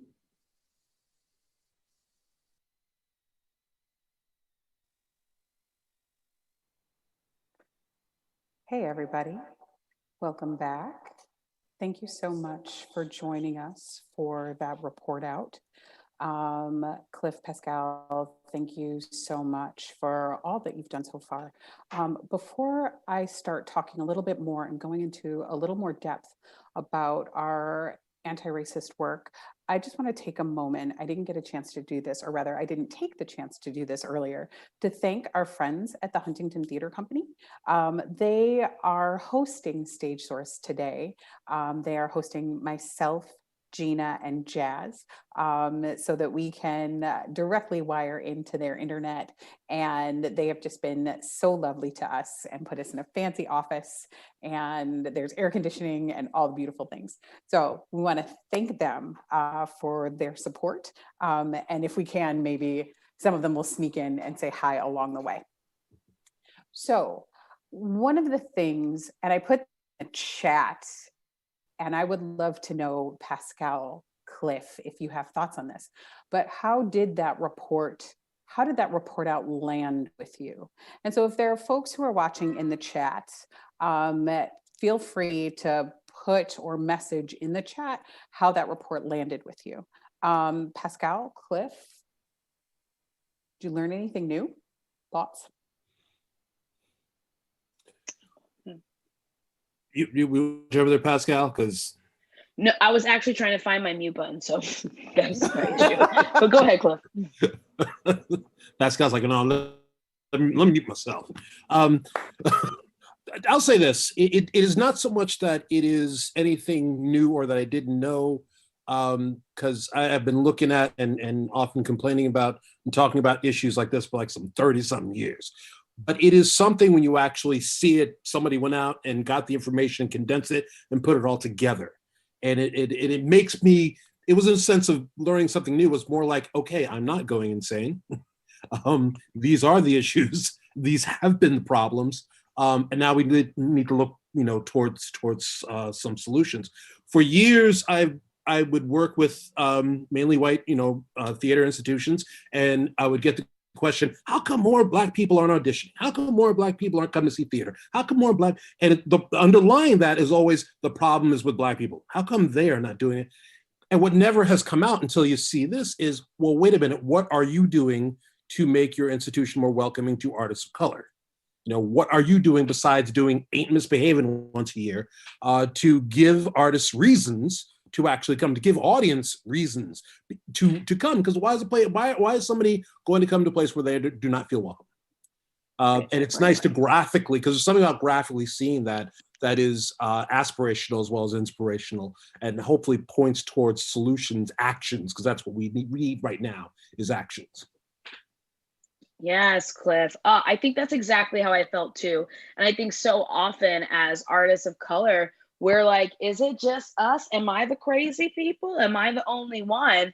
And, I think that's why we all then come together and we're like, maybe we should just work together, because that comfort is there in the community. And I think, it's great to see that there are people who are understanding this now. I think it's a long time coming, which I think, is something I have been feeling. And I've only, lived in Boston for the last 7 years. So this isn't like the place I was born and raised in. So I can only imagine what it's always been like, right? And I think it's so great to see us shifting into this moment. And I'm just, another reason why it's so great to have StageSource, because I don't think anyone else is doing this. I don't think anyone else is actually trying to understand what are the problems, what are the things that we need to be doing instead of what are the things we need to be blaming. Because I think that's the easiest thing. We just like, oh, well, it's not our fault. It's not, we didn't do anything. And I think it's time for us to start problem solving, because we're at a time now where people have been begging for it. People are screaming out loud for it now. And I think it's so great to see that mobilization of the community and with the help of StageSource. It's like, here's all the evidence you need. Like, let's just go and do the work. And I think that's what's so exciting about seeing this at this moment. I was like, yes, I just wanted to take this video and show it to the world, because it's not just here that could use these same, could understand the same things that are happening here in Boston are happening in any other place. So how can we continue this work? And it's just such a great model for moving forward to an anti-racist theater that we have all needed. Wow. StageSource, doing it, right? Doing the work. We sure are trying. And I would be remiss if I didn't take a moment to thank our good friends over at Anti-Racism Collaborative who have helped us on this journey and who have helped us sort of, even for us to interrogate our own language, to interrogate our own sort of learned biases, and sort of moving within supremacist structures. They have been integral and sort of talking to us about community building. This is not necessarily about, you're going to take this class and we're going to give, it's not about a list of here are all the things to read, but it is about us working together collectively. And I think, Pascal, you were the one who said it, problem solving together. And so what I really like about this approach, the sort of trust building approach, the conversations that we were able to have within the community, and I'm going over some of the stuff that was already in there, but talking to board members, talking to management and decision makers, talking to BIPOC artists, going through all of our constituents and saying, what do you see are the roadblocks to being better, to doing better? And what is it that you would like to see as we go forward? And so, being able to have those conversations with each other, being able to be, being bestowed with the trust of the community to lead those thoughtfully. I am honored to do it. I think our staff is honored to do it. It's also a lot to hold. Let me not lie, that what we learned, it's a lot to carry, and to sort of now take a look at that and say, how are we going to move forward, right? How do we continue to have these conversations? And no surprise, the conversations are hard, right? People, while we are in the process of building trust, there is still that I don't know. I don't quite want to say this, but I'm watching everybody inch forward. I'm gonna be honest with you. Sometimes I would like people to inch forward faster, but again, the saying, moving at the speed of trust, it is happening and we're seeing it. So now I think this next phase is really for us to continue on. And this is what your money will support. Because let me not lie, this is the fundraising part, right? Your money supports the continuation of that, supports the facilitation of these conversations with either within the different disciplines, within the sort of different sectors, within our own community, and all of us together sort of doing that problem solving together will take us to whatever this next phase is with our good friends at Anti-Racism Collaborative. So what we need is a donation so that we can continue on this work, and to continue to share these conversations, continue to be better. Because I think, again, to Cliff's point, being here for a long time, myself included, we've been having this conversation over and over. And many of us said it last year with the murder of George Floyd, how many times are we going to keep being here? And what is changing is that we're hearing stronger language come from the theater community, come from artists demanding better, coming from theaters wanting to hold themselves accountable. But somebody has to sort of shepherd these conversations. And there are other folks doing it, but I think what is wonderful with StageSource doing it, it's the community coming together to say, great, we're going to do it. We're not waiting for somebody else to prescribe this to us. We are going to solve it in the way that works best for us. And that's been that's just been the ultimate privilege, again, to lead that work, and to see the community inspired to do it, right? So if you want to keep seeing it, drop us a little green, drop us whatever color your credit card is, blue, red, black, platinum, titanium, don't care. Just make a donation. We take it all. Yeah, we take it all so that we can keep going. I want to say just personally in this work, same as everyone else, I was not surprised. And I think that is what I heard from so many people who saw this report out the first time. And I think many who are going to see this now, a lot of this isn't surprising. So that is my charge. If this is not surprising, what do we plan to do about it? Right? It's not enough now to just sit and say okay, yeah, I kind of knew that. Now we have to get involved. And I have the utmost faith in this community that we will. Yeah. So thank And you. isn't that the most exciting part of it too, right? Like, I think that's what makes it feel so important at this moment. Like, there is momentum. We are doing it. So keep giving us the money, y'all, so we can keep making the work happen. That's what this whole part of this day is for, to remind us why we need to continue to help fundraise for StageSource so they can keep doing the work that moves our community to where we want to be. Mhm. Now, if y'all notice, I changed my background a bit. I changed Yes. my background because this Zoomathon is on fire, y'all. It's on fire. Yes. Either that or I I can feel it. dropped a match and I should call 911. I don't know it, but we're on fire, y'all. No. Or it could be that, I'm not sure. If I pass out, somebody call my kids or something. But what I would like to do is, can we give a shout out to some people the people who have given us money, show some love. Yeah. So Elizabeth Ramirez, I want to say thank you very much for your donation. Sarah Shin, thank you. Jim Petoza, not once, but twice. Yes, Jim Petoza. Jim. Thank you, brother Jim. Thank you. My main man, David Giles Jr. What can I say about David? I probably still owe money myself, but thank you, David, for that. CD Singleton, Cheryl Singleton, and I think if y'all saw the July 4th, I think, but Boston Pops. Cheryl, yes, throwing down Boston Pops, throwing down. I have no idea who JM is, but JM, thank you very much. Is that Lisa Roberts? That's Elise Robbins, yes, Elise from Greater Robbins. Boston Stage. Thank you. And SB, don't know who you are, but thank you very much. Antonio Ocampo Guzman. I just like to say that name because Antonio Ocampo Guzman makes me, I can pretend I can speak Spanish. But thank you so much for that. We love Antonio. Antonio, you are awesome. Robin Hanley, thank you very much for your donation. Temple Gill, thank you so much for your donation. Who is Nolo? I don't know, but Nolo threw down some cash, that's for sure. Thank you, Nolo, for that money. And the man known as Arthur. That's all we got to say, Arthur. Thank you, Arthur. You don't need a last name. I don't think it's the Aardvark, is it? It probably isn't. Could be. If it's Aardvark, I don't know what kind of money Aardvarks make nowadays, but enough that they can. If an Aardvark can give to StageSource, you know you can. Come on now, folks. Exactly. They don't make that much money.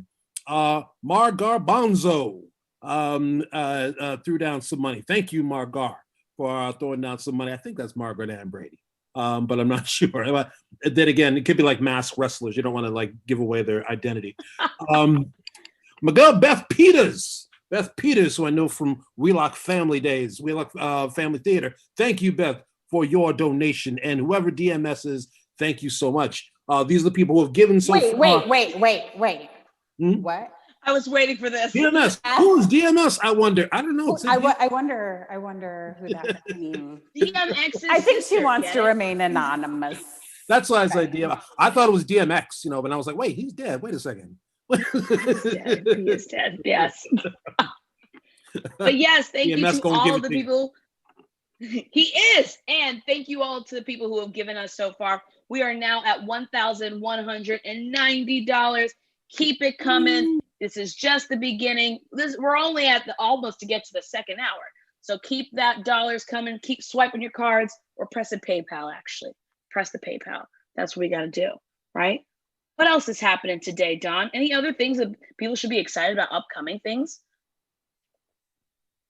I was like, yes, there are. Let me unmute myself and tell you. So we have some amazing stuff coming up later today. We will do reports out on our line drawn initiative, on our gender explosion initiative. We will talk about our ally initiative. So all of these things are the work that we do for sector improvement, all the stuff that makes working here in New England theater, right, more safe, more accessible, healthy, holistic, right? All of those things that are the ways in which the community wants to take care of itself.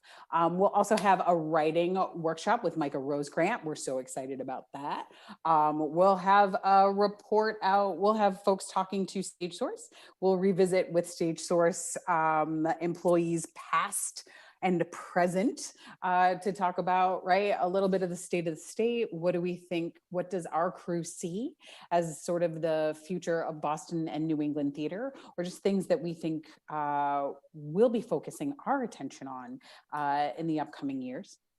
So that'll be fantastic. For the evening, for those of you that can't hang out with us during your work hours, we hope you will join us. We have so much fun entertainment coming up. Cocktail hour, we have the Singletaries who are going to make a beautiful cocktail with us. And then we have just some of the most incredible members from our theater community who have provided entertainment for you all. Watching some of this stuff yesterday, I mean, honestly, if you could have been in this office while we were trying to put this together and just watching us crack up at this community, I cannot tell you how in love we are with everybody who has sent us something. So I think like this evening is going to be a whole lot of fun, but a chance to sort of check in with us over the course of the day, what we've been up to, what we think we're going to get up to. And then of course, getting back to the art, which is what we all want to do, is making art. And I think that's what makes, that's why you're all here today. We support the people who make theater community go. We help to make this community, I think, excellent. We help connect this community. And I really, really hope over the last year and a half that we have also provided a little light in the darkness when everybody was like, wow, this moment sucks, right? We were right there with you saying, we know it. We've got some fun stuff for you. We're going to take care of you. We're going to hold you all and make sure that we're all able to get back on our feet to the best of our ability. And we know it's slow going. We know it's not done, right? And I bring this back to our anti-racism work. That work is never done, right? You're not stopping. You're doing it in perpetuity. And how we are coming out of this pandemic, that work is going to take a while. And it's going to change us, and theater is going to look different in the future. And I think that's really remarkable. And I think I cannot think of a better town, a better city, a better like sector than New England to really sort of, I'm going to say that word that we all hate, pivot. Sorry, everybody in the office is like, die a fiery death. Pivot. And I think we're going to create some really, really cool stuff, right? I think the individual artists that we have are going to make some amazing theater. And I think that the organizations that can sort of will take on and follow that lead. And there are many who are able to do some really groundbreaking things as well. And I am so happy that we are here to like help shepherd all of that. I'm going to stop talking for a minute. I'm going to take a look at my friends in the room because I feel like I'm getting a look that's either shut up, Dawn, or keep it. Oh no, I'm getting the, you're good. So yeah. No, you're good, Dawn. You're good. Always good. I was actually curious, Dawn, what was your favorite thing that StageSource did this past year that like really brought you that joy? So I think that's been like, you know, the thing we've been talking about, right? Like the things that StageSource does, but what has been the thing that's brought you joy that happened this year? Okay, I'm gonna start with little joy right now, and think a little bit about bigger joy. And this is probably not this year, but early on in the pandemic.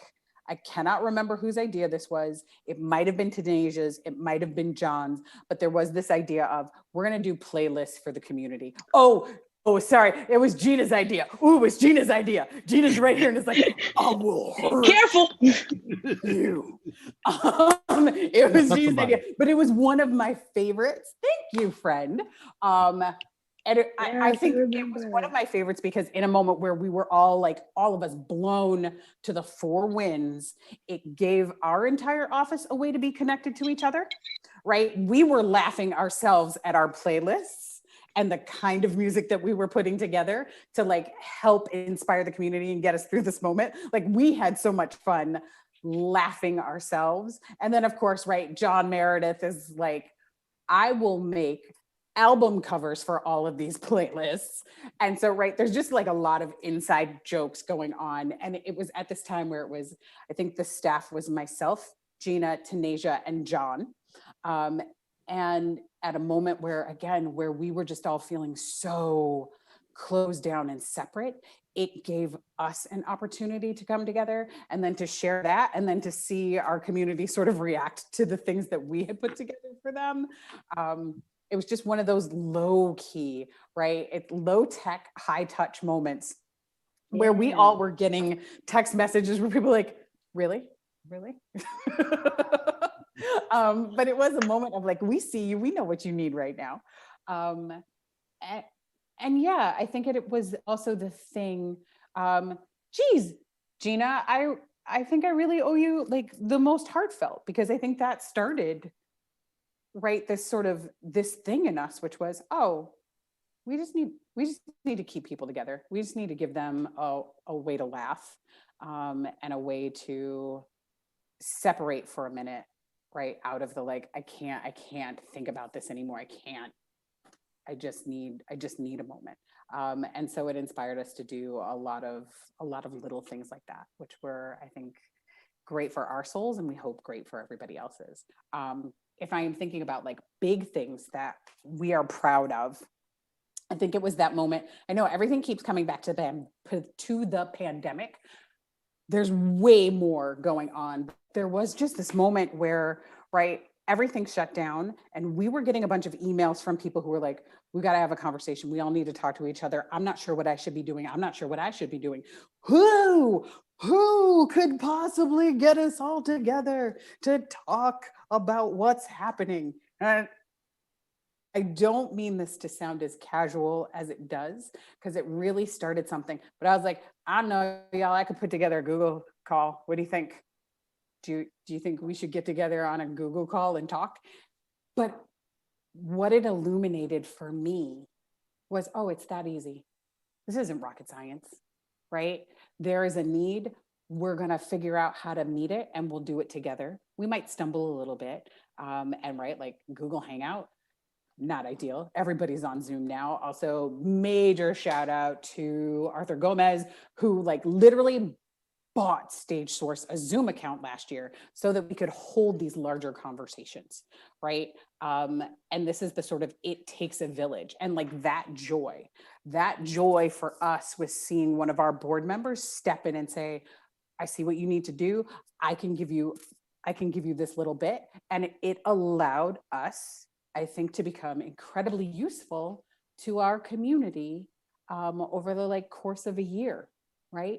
Just these little tiny things. So people have given us a lifeline, we have given them a lifeline. And at the end of the day, it's actually not that hard, right? It just takes one person with an idea and then somebody else to maybe back it up, co-sign it, and to not be afraid to just sort of get in there. It doesn't have to be perfect. We just have to do it. Oh, I love that.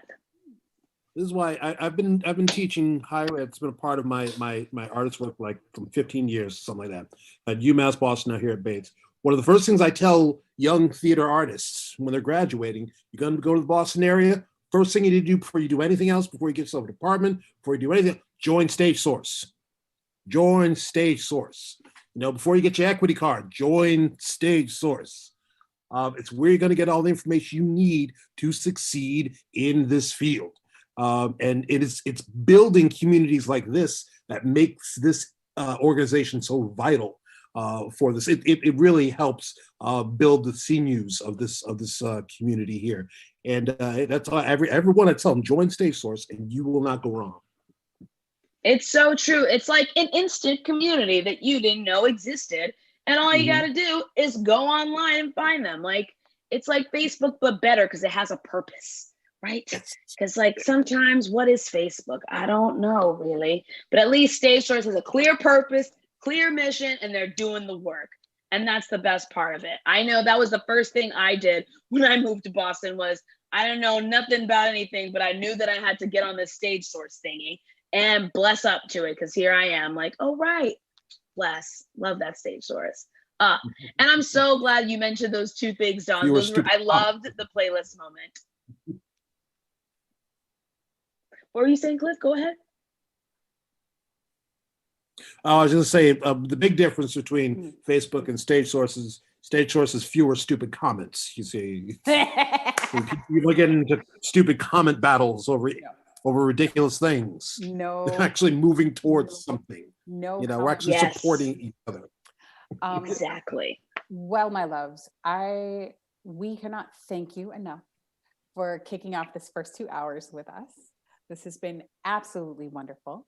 For all of you out there in, I don't know, TV land, computer land, digital land, please make your donation, right? Come back later, make another donation, or continue to watch us, support the programs that you know and love. Come to those programs. We will have a whole calendar of things coming at you for September.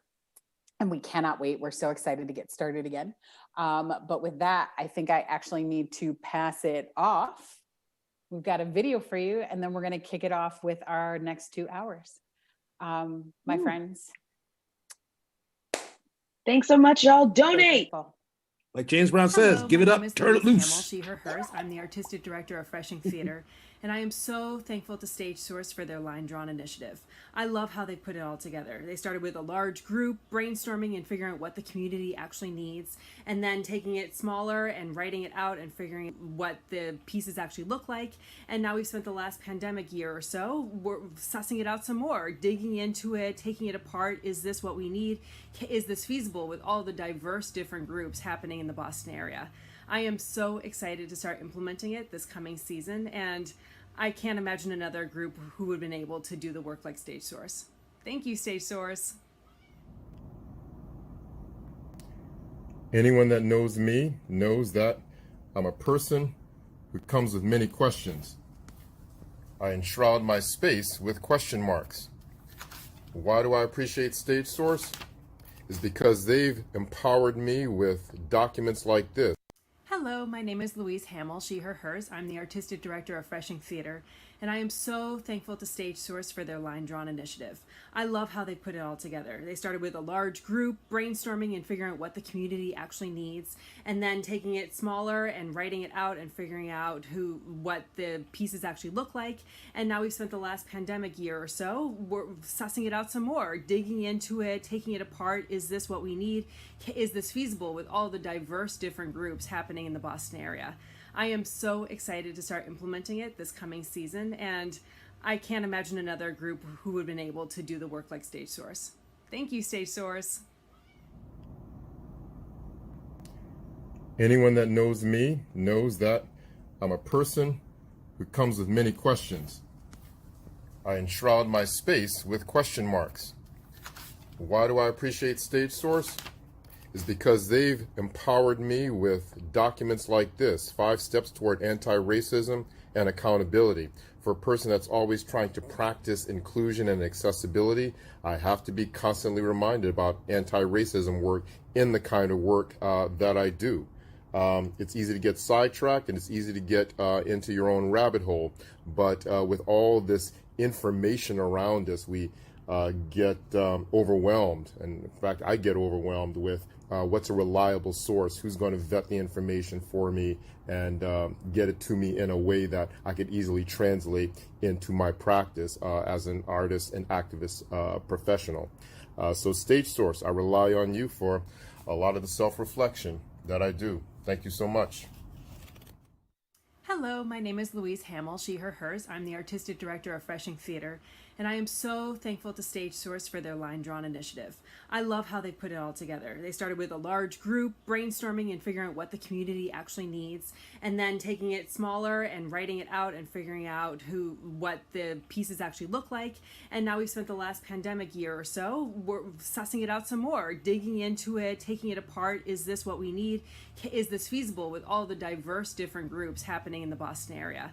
I am so excited to start implementing it this coming season, and I can't imagine another group who would have been able to do the work like StageSource. Thank you, StageSource. Anyone that knows me knows that I'm a person who comes with many questions. I enshroud my space with question marks. Why do I appreciate StageSource? Is because they've empowered me with documents like this, 5 steps toward anti-racism and accountability.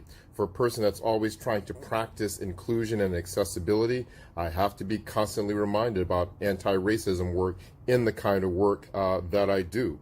It's easy to get sidetracked and it's easy to get into your own rabbit hole. But with all this information around us, we get overwhelmed. And in fact, I get overwhelmed with what's a reliable source, who's going to vet the information for me and get it to me in a way that I could easily translate into my practice as an artist and activist professional. So StageSource, I rely on you for a lot of the self-reflection that I do. Thank you so much. Hello, my name is Louise Hamill, she, her, hers. I'm the Artistic Director of Freshing Theater, and I am so thankful to StageSource for their Line Drawn initiative. I love how they put it all together. They started with a large group, brainstorming and figuring out what the community actually needs, and then taking it smaller and writing it out and figuring out what the pieces actually look like. And now we've spent the last pandemic year or so, we're sussing it out some more, digging into it, taking it apart. Is this what we need? Is this feasible with all the diverse different groups happening in the Boston area? I am so excited to start implementing it this coming season, and I can't imagine another group who would have been able to do the work like StageSource. Thank you, StageSource. Anyone that knows me knows that I'm a person who comes with many questions. I enshroud my space with question marks. Why do I appreciate StageSource? Is because they've empowered me with documents like this, 5 Steps Toward Anti-Racism and Accountability. For a person that's always trying to practice inclusion and accessibility, I have to be constantly reminded about anti-racism work in the kind of work that I do. It's easy to get sidetracked and it's easy to get into your own rabbit hole. But with all this information around us, we get overwhelmed. And in fact, I get overwhelmed with what's a reliable source, who's going to vet the information for me and get it to me in a way that I could easily translate into my practice as an artist and activist professional. So StageSource, I rely on you for a lot of the self-reflection that I do. Thank you so much. Hello, my name is Louise Hamill, she, her, Okay, hers. speak I'm one the more Artistic time. Director of Freshing Theater, and I am so thankful to StageSource for their Line Drawn initiative. I love how they put it all together. They started with a large group, brainstorming and figuring out what the community actually needs, and then taking it smaller and writing it out and figuring out what the pieces actually look like. And now we've spent the last pandemic year or so, we're sussing it out some more, digging into it, taking it apart. Is this what we need? Is this feasible with all the diverse different groups happening in the Boston area? I am so excited to start implementing it this coming season, and I can't imagine another group who would have been able to do the work like StageSource. Thank you, StageSource. Anyone that knows me knows that I'm a person who comes with many questions. I enshroud my space with question marks. Why do I appreciate StageSource? Is because they've empowered me with documents like this, 5 Steps Toward Anti-Racism and Accountability. For a person that's always trying to practice inclusion and accessibility, I have to be constantly reminded about anti-racism work in the kind of work that I do. It's easy to get sidetracked and it's easy to get into your own rabbit hole. But with all this information around us, we get overwhelmed. And in fact, I get overwhelmed with what's a reliable source, who's going to vet the information for me and get it to me in a way that I could easily translate into my practice as an artist and activist professional. So StageSource, I rely on you for a lot of the self-reflection that I do. Thank you so much.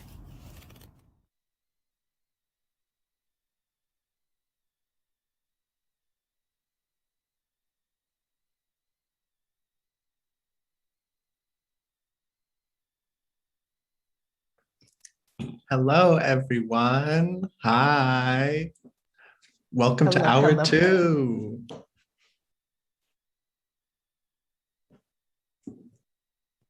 Yay, welcome. John, I actually do not have the script. Could you continue reading? Yeah, absolutely. I'll start with some intros. So my name is John Meredith. I use they, them pronouns. I'm a stage manager and administrator and a previous StageSource staff member, current and lifelong StageSource fan. I am white. I have curly brown hair, some transparent orange glasses. I've got a shirt with pink and teal leaves on it, and I'm sitting in front of a deep jade wall with a bunch of posters and pictures on it from past shows I've worked on. T, do you want to give a little intro of yourself? Yes, I would. Hello, everyone. My name is Tanasia Jones. You may also call me T, as John does. My pronouns are she, her, hers. And I am an African-American, cisgendered female with my hair all out and kinky as it is, up in an African wrap with some sun earrings, standing behind a great vacation home setting where I am right now. And I'm going to pop it on back to John. Hello, so welcome back to our third hour of the StageSource Zoomathon. Thank you to everyone who's been here from the beginning, watching Irie's amazing session, and to everyone who has just joined us as well.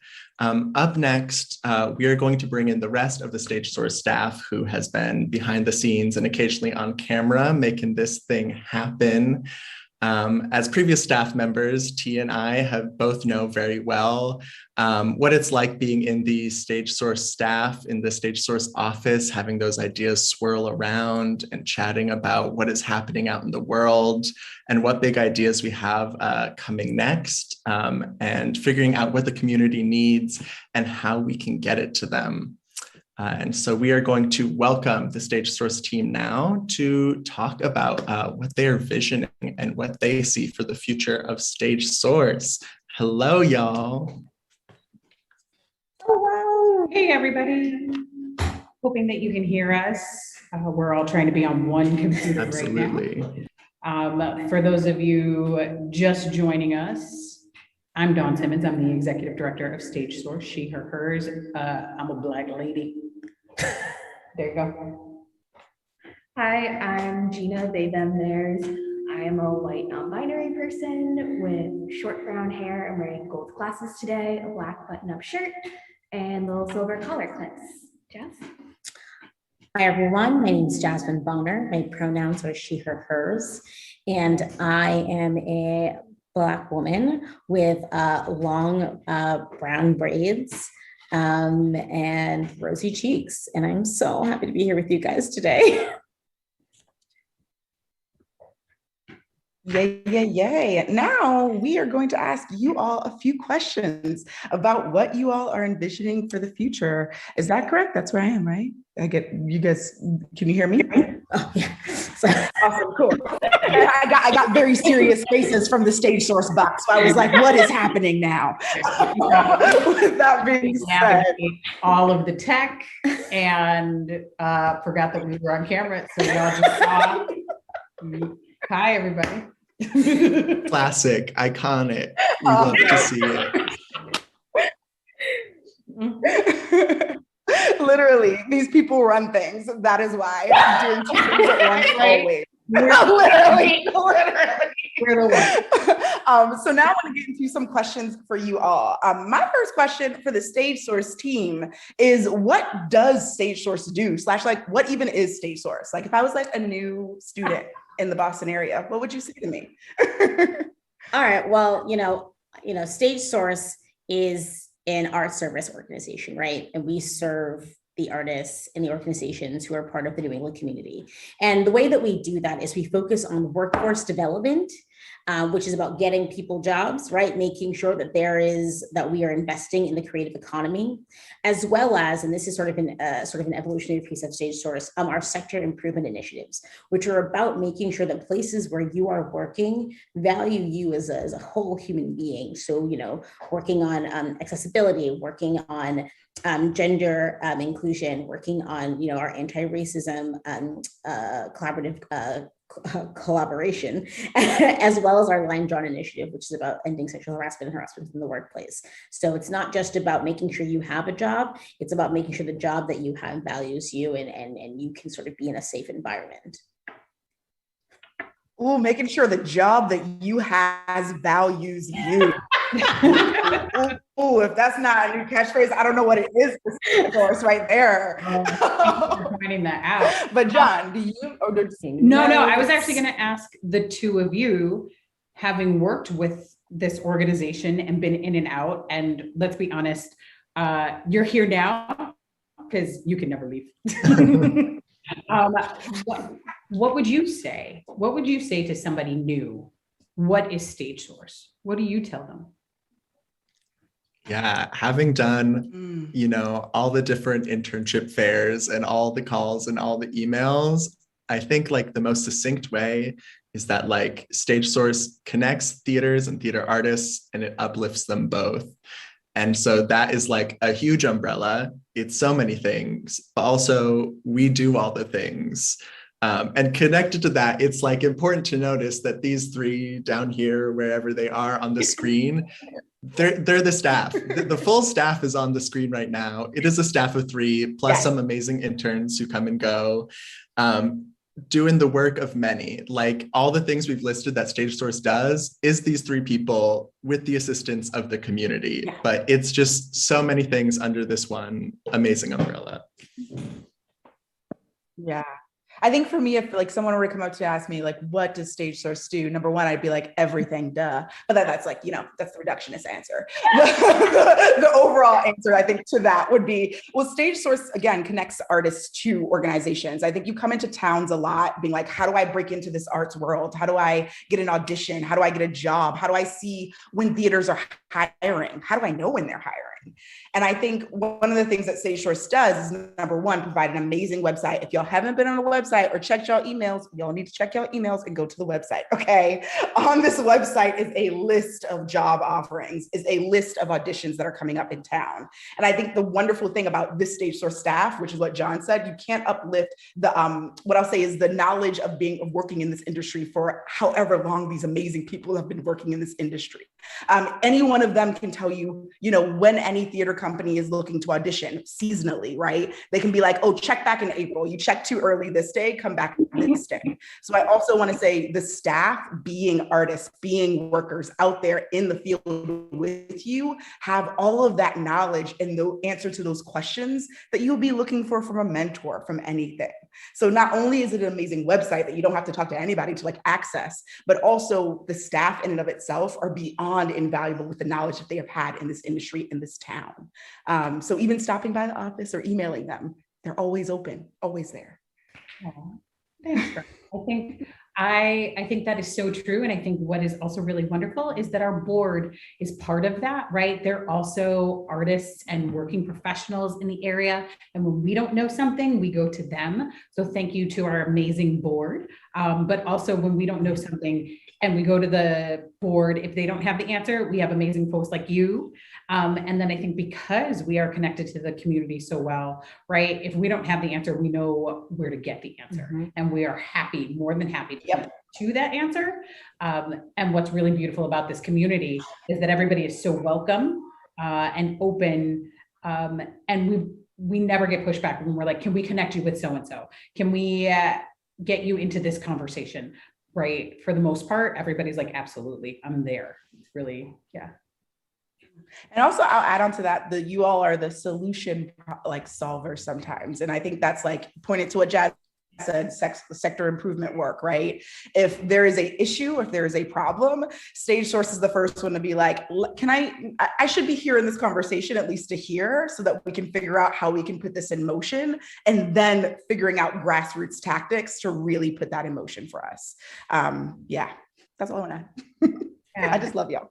No, we love you. And I think that's exactly it. We sometimes just need to be in the conversation just to know. We might not have the answer right away, but I think this is part of what we do in connecting and being web, right? Oh, we heard this conversation. Again, oh, you know what? You two need to be having this conversation. These two companies, these two artists, like that's part of what we do. And I think that's part of the magic that keeps everybody together. And we talk about this a lot. I think the community, I think we in our office, whatever that office is, we're sort of like, we're so siloed. That is not entirely true. Yes, sometimes we are, absolutely. Sometimes we're all sort of off doing our own thing, but we come together, I think, way more than we give ourselves credit. Way more. So we're excited to be a part of that work. Friends, what's the next question you've got for us? Yeah. So talking about all these things we're looking forward to and the connections, the conversations that are happening, what are the short-term, the right now conversations that StageSource is looking at? And like, what are the things in the immediate future that y'all are looking at tackling and bringing to the forefront of your work?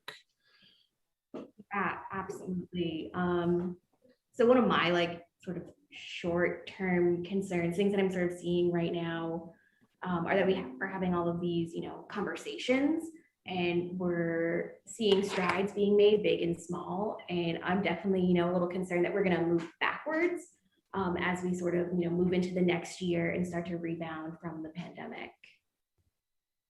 Jazz?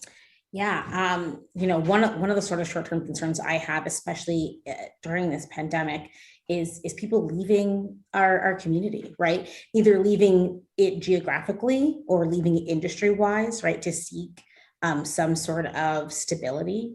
I think that there is stability within the creative economy. I have made my entire career, right, and a very stable career in the arts. So I know that it is possible, but it's when you have the right supports. And so how can we make sure that we're ensuring everyone has the right supports to live a stable life, live, within our creative economy. So I want to see what we can do to sort of help bolster that support so people don't leave, whether because it's too expensive to live in Boston, which it is, or because they feel like they're going to have better luck in a different industry for the support that they need. So to that end, I think, and this is not to say that it's all doom and gloom, but I think what's really great about this organization and this community is that we're realists, right? We actually look at the problems and then say like, great, how do we tackle these? But people getting tired, right? It's been a really long, exhausting, 15 months, maybe more. There have been multiple things that we are trying to tackle, right?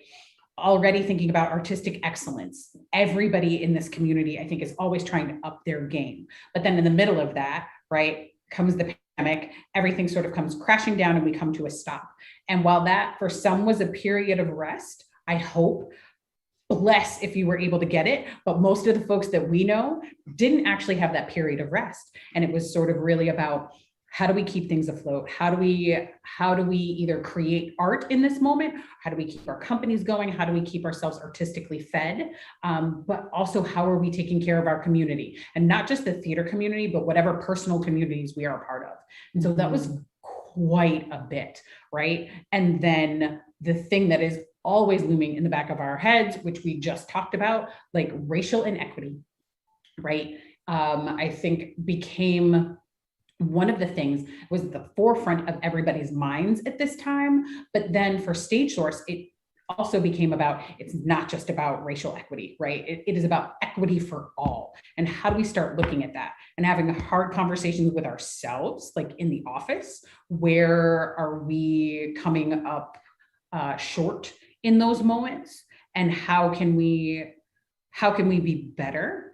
But right, with all of these multiple things going on, everybody's tired. There are just those moments where like, right between you, me, the lamppost, and the like 16 people watching on the internet, the like, oh my God, I wish I could just take a break and watch Girlfriends for the night. Like, I just want to binge and not think about anything, right? So how do we keep ourselves motivated? But how do we honor those moments when we're like, okay, I need to tag out, I need 5 minutes, I've got to rest and recharge so that I can get back into the work that I need to do on all of these fronts. So I think those sort of short-term concerns, people leaving, not moving backward from all of the things that we were able to do, and being able to promote in some small way self-care, are the kind of like short-term concerns for the community. There are much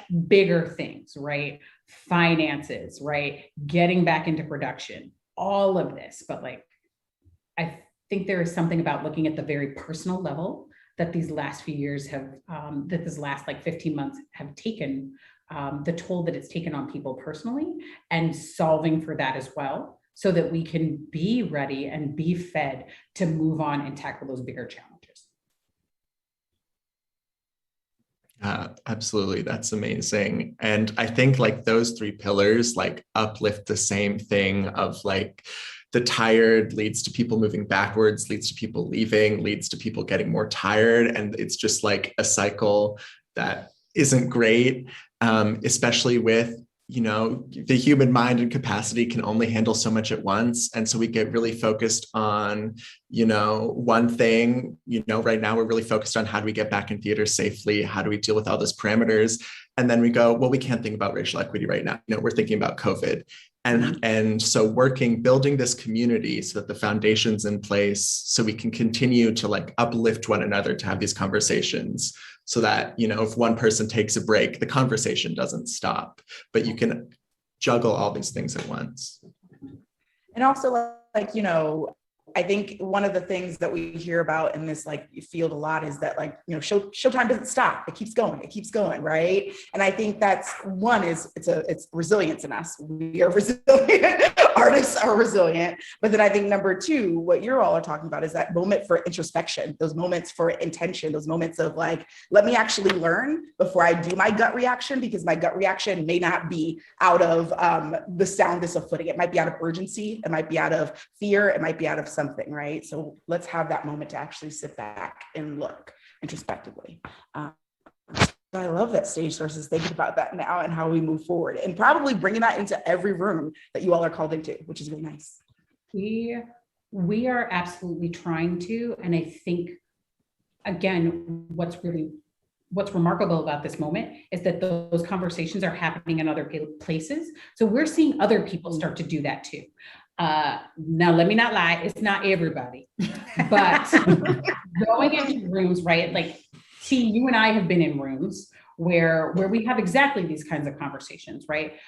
There's a lot going on, but we still need to slow down, be introspective, move with intention, start to think and start to interrogate everything that we've been doing and the why. And I think this has been something, and I'm so glad that the two of you are here for this, right? I think I've learned a lot about that from the two of you, right? I think we have brought that into every iteration of the StageSource team, that there are those moments where like, just do it. And I'm a prime person who's like, don't worry about it, just get it done.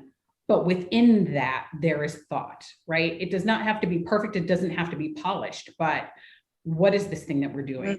What do we think the long game is? What's the short game, right? What is the greater impact?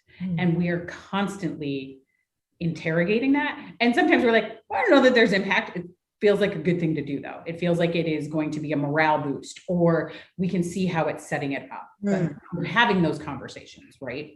And what I appreciate again about our staff, and this is, I think, in our leading by example, there is also the pushback that I've gotten from, right, Jazz and Gina, but also from the two of you of the like, slow your roll.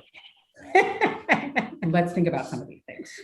Or I see what you're saying, and I think you think it is going to do this thing. I don't know that it is going to do the thing you think it is going to do. And trusting the community and the staff and the board, right, to sort of hold us and say like, okay, let's talk about it and get everybody involved in those conversations. And I'm hoping, right, that more folks are doing that, right, that we are relying on the expertise of the people in our field.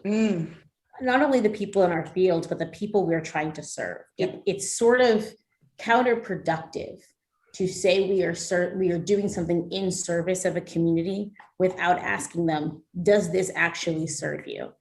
It needs to be a conversation throughout, right? And so that's a lot of what we do. There are so many things that I am learning about service in this role and in this organization. My first thing that I'm always charged with is to go to that community, go to individuals who are part of that community and start my research, start my engagement there, start with a person's humanity, right? And what their needs are. Getting, it feels personal, but, when we think about this work, we think about doing right by people. It is a personal choice and it is a lifestyle. So that's how it starts. Yes. And I think, this conversation is making me think about what are you, as a StageSource member, what are you doing, right? And as a StageSource member, my answer is you are providing a voice for a greater conversation in the Boston theater arts scene, right? By being a StageSource member, your members are people who you all reach out to and be like, hey, we're having these conversations around line drawing, we're having these conversations around racial equity. Would you come to this meeting to have your voice heard? Because what we're doing is trying to execute that, right? And nothing else. And so, I don't know, it just brings that answer up to me when people are like, so what do I get with a StageSource membership? You get your voice being heard in a greater community. So yeah. Absolutely. And that's one of the biggest things. Taglines.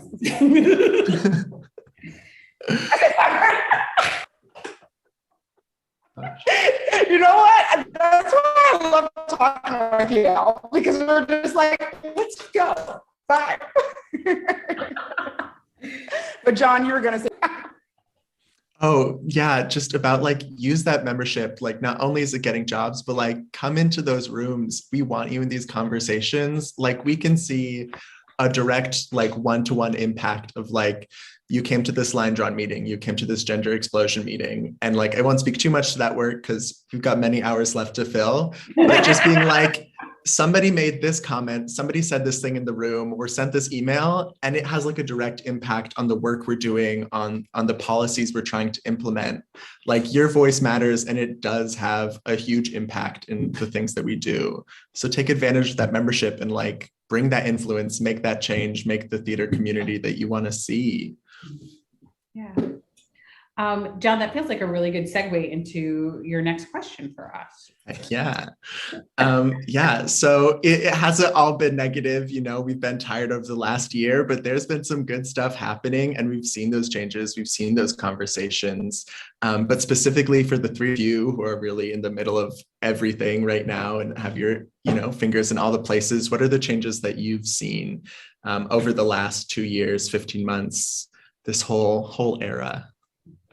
Yeah, for me, I've been in so many conversations and have seen so much interest in, racial equity and trans inclusion, accessibility, things that are super important, and people are finally, really digging into that. And I'm excited to see us move beyond talking and beyond conversations and into really tangible action. In ways that we can, really see and live by and experience in our workplaces. Mm-hmm.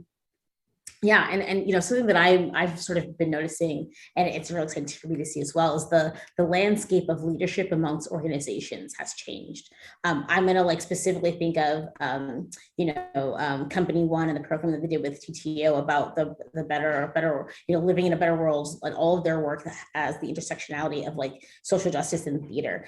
They're leading that work. No other theater company in town is doing what they're doing. So when we think about how do all of these equity issues come together with us as artists, they are showing us the model, they are leading us. And for some of the smaller and fringe theater companies who continue to make digital work and were able to be really flexible during this time, they led that work. They led the way that we were able to make theater and continue to create. And so, as much as we've looked to larger organizations to show us the model in one way, we should also be turning and looking at the other theater companies, the smaller theater companies, the mid-size, the needs, and the fringe for innovation in this moment, because they have been doing it, right?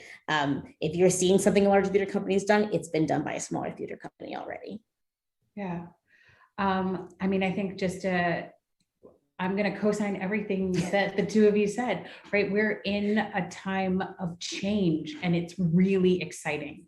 And what that is going to lead to, I think, healthier, more holistic environments for us to work in. I think innovation, whether the innovation is on stage or that innovation is in the way that we run our businesses and organizations, right? There's just a lot coming up right now. And that makes being here and working at this time really, really exciting. We're seeing the next like generation of leaders right now, like coming up, right? This is the beginning of that. And so to be able to support them and shout out that work is fantastic. But we're also seeing the community, like Gina was saying, come together to really talk about these things. And I think that's what we're great at in New England, especially Boston. All the universities, everybody's smart, everybody got 20 degrees, right? So now though, that the thing for us to do is to move past the intellectualizing and to like, great, how do we start putting that into action? And then being graceful with ourselves and be kind to ourselves. If we screw up, if we mess up, right? The like sort of, oh my gosh, what is it? My good friend Lacolian over at Community Music Center, Boston. Let me see if I get this right, right? The like, if we mess up, I'm sorry, my bad, won't happen again, move on, let's keep doing it. And that, I'm seeing that start to happen in the city, and that's kind of fantastic. They're like, great, it's not about me, I'm gonna apologize, and I'm gonna try to get it right, and I'm gonna try to do better. But right, like the two of you, also people working in this community, what are you seeing? What are the changes? What's got you excited? One thing that stuck out to me, particularly just because I've been emailing about it today, is looking at like really foundational practices and structures that we use and really rethinking them rather than just being like, oh, it's what we always do, and then just like moving on. Like specifically, the 6-day work schedule for theaters, only getting 1 day off a week, and those nasty 10 out of 12 rehearsals, having people work in during the hardest week of the entire process for 12 hours straight. And by those last 2 hours, you're like falling asleep, you're tired, you're angry, you're like all the emotions. And being like, oh, why are we doing this? This doesn't seem productive. And so theaters that I've been talking to and seeing around on like the Year of the Stage Manager Facebook group that got really popular over the last year, of like, what are these things that we've just like taken fully for granted and how can we change them? And so seeing theaters being really open to just being like, yeah, of course you deserve a weekend. Like you're working other jobs most likely in this theater community. You deserve to have 2 days off. Especially if your day off is Monday, then technically you get no days off if you have a regular work week vibe. And yes, we're not going to have you work for 12 hours straight and risk injuring yourself physically and mentally. And so looking into all of these like small logistical minute details and thinking we don't have to do that anymore, and actually doing something with that thought has been big for me recently. I love that. I think the things that have been recently big for me is I've been having a lot of conversations with producers in Boston about producing and what it is. I think producing is a big word that like a lot of people don't know like what goes all into it. And that 90, I would say, I'm not 90, I want to say maybe like, 70% of it is artists like, handling, right? Artists like talking through of artistic development, artistic intention, developing a room that not only your artist can feel safe in, but making sure each member of that team can also feel safe in it, right? And creating a room intentionally, right? And I think these conversations are not out of the blue. We've started thinking about the how, right? How we treat our ensembles, how we treat our workers, right? And also listening to them and building a room intentionally with folks that will come in and help us grow in that. And so I'm really really happy that we're having these conversations around producers, because I feel as though, in, I'll say the before times of like, of whatever, not the panini, because the panini is still in progress, but just different. But the before times of like theater, I will say, is that we just thought of producing as putting a team together, putting a cast together, done, right? Making sure we see the end through of the product no matter what, with really no thought of like, how am I making people comfortable? Is everyone allowed to have a voice in this room? Is this a brave space that I'm creating? Also, like, are we leading with love, flexibility, and trust on all avenues, right? From producing to talking to artists, to acting, to casting, et cetera, right? And I think this is a great question, because previously, even in my idea of what a producer was, I just thought it was the person who holds the money bags, right? It's the person who holds the budget for the production. That's it.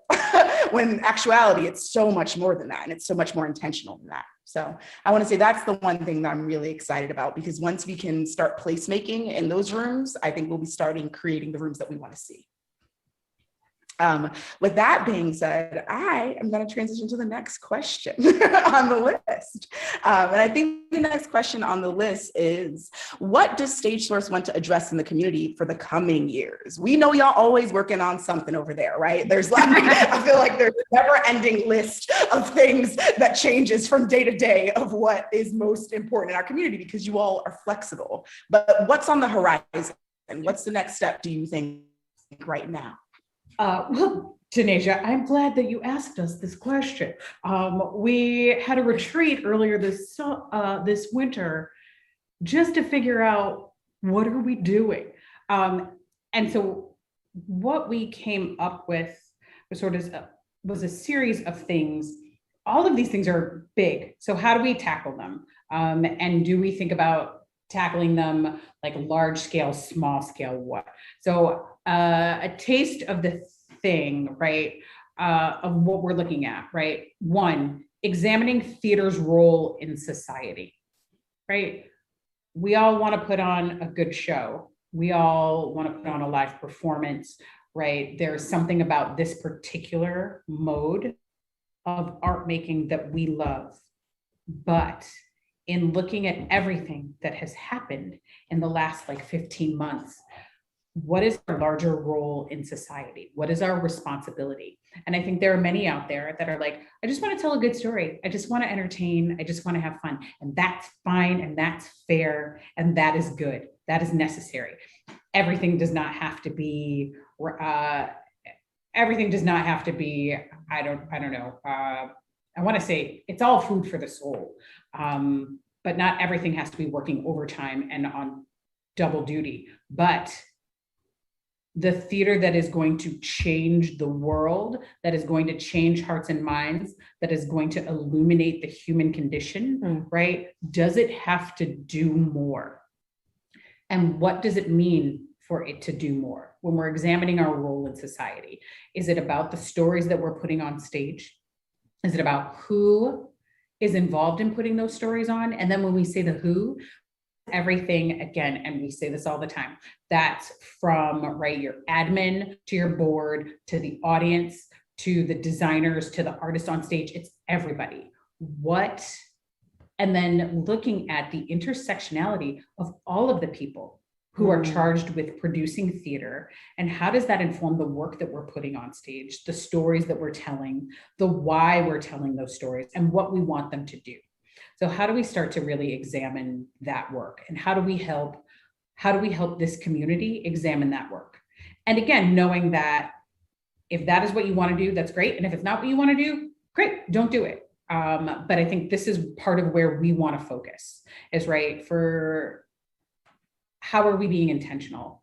How are we helping those that want to be intentional? And even I think in your sort of like, you know what, this is just fun, this is just fluff. There is still intentionality to be found in that. And I don't mean to be dismissive, right? Like fluff, we need it. This is again, I need a break. I just need to binge Girlfriends for a week, right? But if that is what you're going to do, again, what is the thing? What are the things that we are putting into our theatrical diet, and how? Yeah. Always something to be looked at in examining that role in society. And whether that comes back to, I think, the conversations what the two of you were talking about, how we produce, right? How do we do the work? What is our responsibility to take care of ourselves as artists, as art workers, right? As employees and employers? What is the responsibility there as well? So I think really starting to examine that role in society, it's about all kinds of things, right? The how we work, the why we work, what do we want to tell? What change do we want to affect? Right? And what is the legacy that we want to leave? And I think, particularly for me, friends, please speak for yourselves. What doors are we opening with the work that we're doing? I think you all know me, it is really important to be creating pipelines for other people to come in after, right? What doors can we all be kicking down, things that we can be making easier so that the next generation of all of us don't have to fight so hard, right? That it doesn't have to be this kind of challenge. To which, and I'm bouncing around a little in what I want to talk about, but like to which leads me to pay equity. And this is the big thing that I think we're going to have to talk about and tackle. It is not easy. It is not fun. It scares me. I think it scares a lot of folks. But what we are realizing, I think, in these last few years, to do this work for many, you have to have deep pockets. You have to have access to deep pockets. Like you have to be able to live in such a way that you can do this thing part-time, at least if you're working here in New England. But even what that looks like is really hard, right? I think all of us, we all work this full-time job at StageSource, and we are lucky that StageSource understands the community and values all of us being artists in the world to inform the work that we do. But not everybody has that luxury, right? So you're already working a 40 or 60-hour day job to come in and do this thing that you love and tell the stories that we love for another like 20 to 40 hours a week, depending on how you're working and where you're working. And the pay that you get to do that sometimes is a thank you. And we know that at StageSource, we have been guilty of that as well. We ask a lot of people to do a lot of stuff for the love of the game. And we know we've got to change that, and we're working on that. And we think a lot of other people do. And so how do we make it so that doing this work doesn't mean that you're not being paid, that you're not being paid what you're worth, that you are not able to make a living, that you have to make a choice between doing this and doing something else. I think the pay equity piece is important in, right, how tired we are, right? People leaving the business. We've had so many people to leave because they've lost work, and they're not seeing that. They're not seeing the prospect of work come up for another year or two. Right. And then when they are seeing it, there's still the like, okay, but I'm only going to be paid a small stipend. So how do we start to have these really hard and really real conversations? And again, I keep saying this, and I'm stealing this language from Courtney O'Connor. Thank you, Courtney O'Connor. How do we have these conversations with grace? How do we have these conversations where we're saying, right, like, I can't pay this right away, but I'm going to get there. And this is my promise to you. And this is the plan. And then to Gina's point, the plan is outlined in actionable steps, right? Like this is how we're holding ourselves accountable, right? So if I'm saying I'm going to do A, B, and C, and I'm like, ooh, I'm stuck on B, how are we reporting that back out to each other? Or how are we saying like, okay, I've got to pivot and do something else, but I'm working to get there. Oh no, I'm going to bring it all full circle. I'm going to use all the words all the time. You all should start a shots drinking game based on what we see. I'm taking tallies right here on the table. You Right? can't see it. You can see it. This is the next infographic on StageSource. But I mean, I think this is the thing. We take our work seriously. This community takes it seriously, and we're not all in a position, right? And we understand that. We are not all in a position to pay these fair wages, to pay what it takes to live in such an expensive city. So I think there are other things that we need to do to start making that happen. And that's the advocacy work that we're also trying to dig into. The work and partnership that we have with Mass Creative, looking at Create the Vote, looking at, right, things that we're starting to talk about, looking at housing, right? Looking at healthcare, right? And all of these things, like they're surface level right now, but we know that we need to start digging into them. How do we help this theater community to know what the issues are so that we can be better advocates for the things that we need? How do we work with our partners at the MCC, at Mass Creative, all of the state and government agencies to start fighting for the things that we need so that the burden is not just on the theater companies. This is not us saying, you will figure out how to, no, there's way more that we can do. And we can be the architects of that change, not StageSource, the community. Yes. Right. We can sort of bring, here's the information, here's what you need to know. We can galvanize and we can organize. But at the end of the day, like we've all got to show up and be willing to do this work. And so I think Go ahead. I was going to say, sorry, please don't take a break and shut up. Well, so the thing that I, sitting on CTV, the thing that I learned is right now, the only voices that are being represented in front of our legislator, in front of our congressmen, in front of our mayors, right, are the large organizations, right? But large organizations are made of individuals. It comes back to people, it comes back to humanity. So if we want them to hear our voice, we have to be there as well. We cannot leave it to the organizations to do all the work for us, right? They have to also protect their own interest, and that is not a bad thing, right? But we have to show up for ourselves and for our own interest. And that's not always easy to do, right? So one of the things that we have to do is figure out what are the many ways that people can show up, but there are many ways to show up. And what are the ways that people who love theater, who maybe aren't artists, can also show up on our behalf, right? And represent what does it mean for us to build a greater community. So it's not just up to us as artists, but people who love theater, people who love art have to show up for us as well. That's how we keep this going. We have to show up for each other. Yeah. If I can, just looking at the chat, Beth Peters says, I am slowly seeing a shift in the understanding of free art, free labor, but it is too slow. We should not have to go broke to do this art, right? I am in agreement with Beth. I think we all are, right?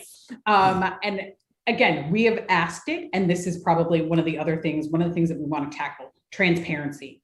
There are things that we ask of our community. There are things that we have been asked, right? What inspires me, or rather what keeps me going, is this conversation that we used to have where people are like, we want you to do this for exposure. You're going to get so much. Like, I'm seeing that diminish.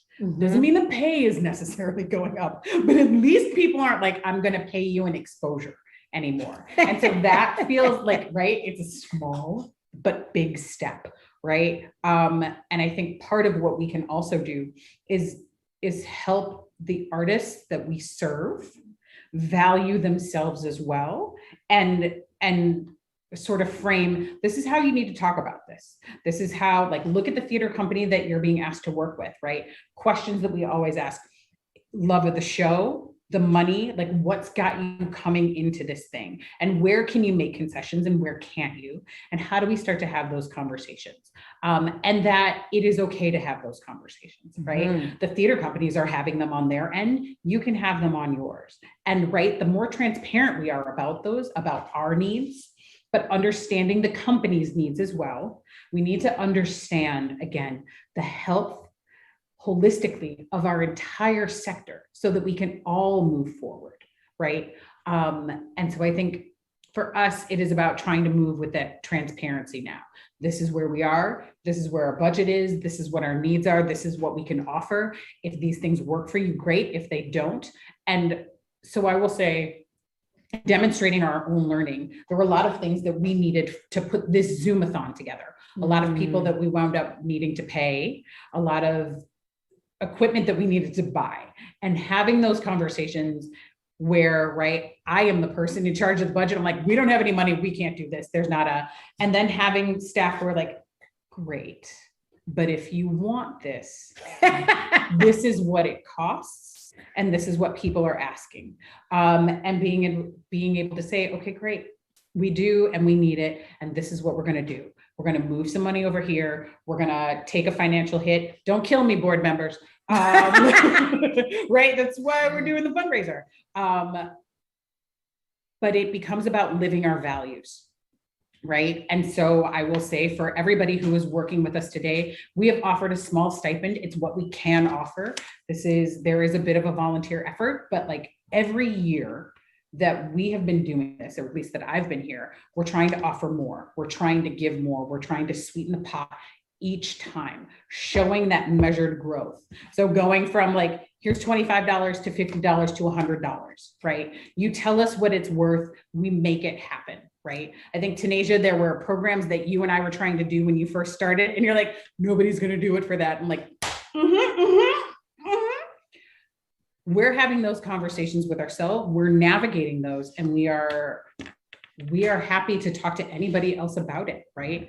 And that does mean sometimes cutting some things, right? Not getting everything that you want, and making those decisions. But it is that level of transparency that I hope that we continue to move with. And that we continue to listen to our community, right, in that same spirit, so that we can get all of us, again, to a good place. Sorry, I just got a 10-minute warning. In a way that I was like, ooh, you're the one that's talking. I'm so subtle. It's so not subtle too, because the warning was beautifully subtle, and I was like, oh, nice work. And so I had to say it out loud because I have no chill. No chill. And I was like, oh, well done. Well done. I'm an expert. One thing that we have, Jazz, literally, that was excellent. one thing we haven't gotten to, but I see it on our notes, and I just want to say it out loud. Say it out loud. Is thinking about the future of digital programming. And if we as a theater community, if the large theater community is thinking about embracing theater that is for a global majority, then we have to do digital theater. Mm-hmm.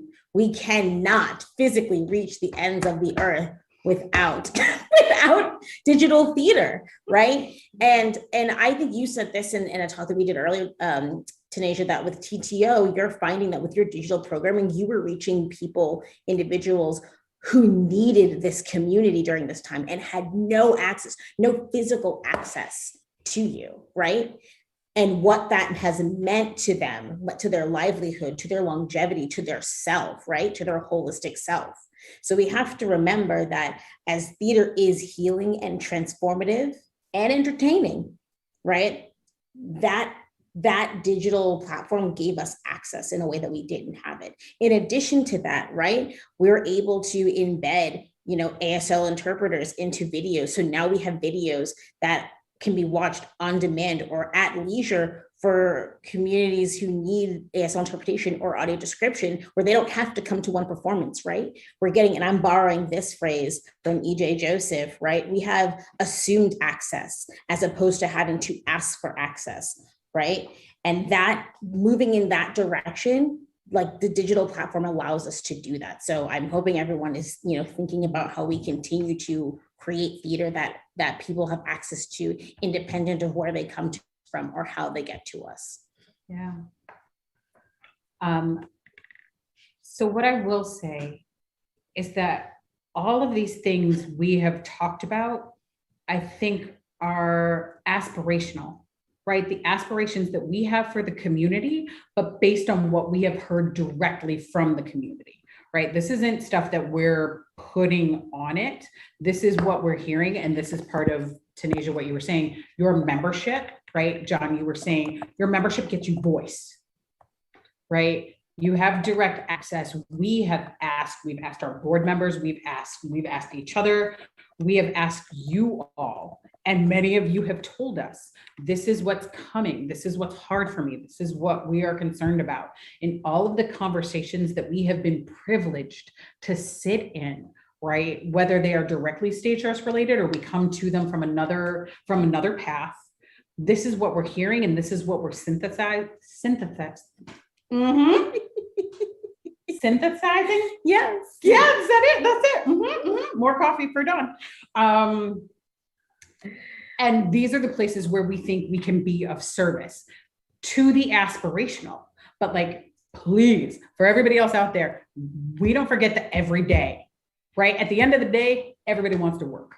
At the end of the day, right, you want a job, you want an opportunity, and that stuff never leaves us, right? That is the backbone. That is the reason why we're here. And all of these things that we're talking about, I think will make that better in the end. We'll make the quality of that work, that it's going to make it more fulfilling. It's going to put a little more cash in your pocket, we hope. It's going to make it, right, a place where you don't want to leave, even when it gets hard, right? You're like, I got to stay here though, because this community is so tight, so together, so aspirational, right? Why would I go anywhere else? And so that is part of what we want to do. We want you to work and we want it to be meaningful for you. Mm-hmm. Yes, the hard work you want to do. Would fall out of my chair.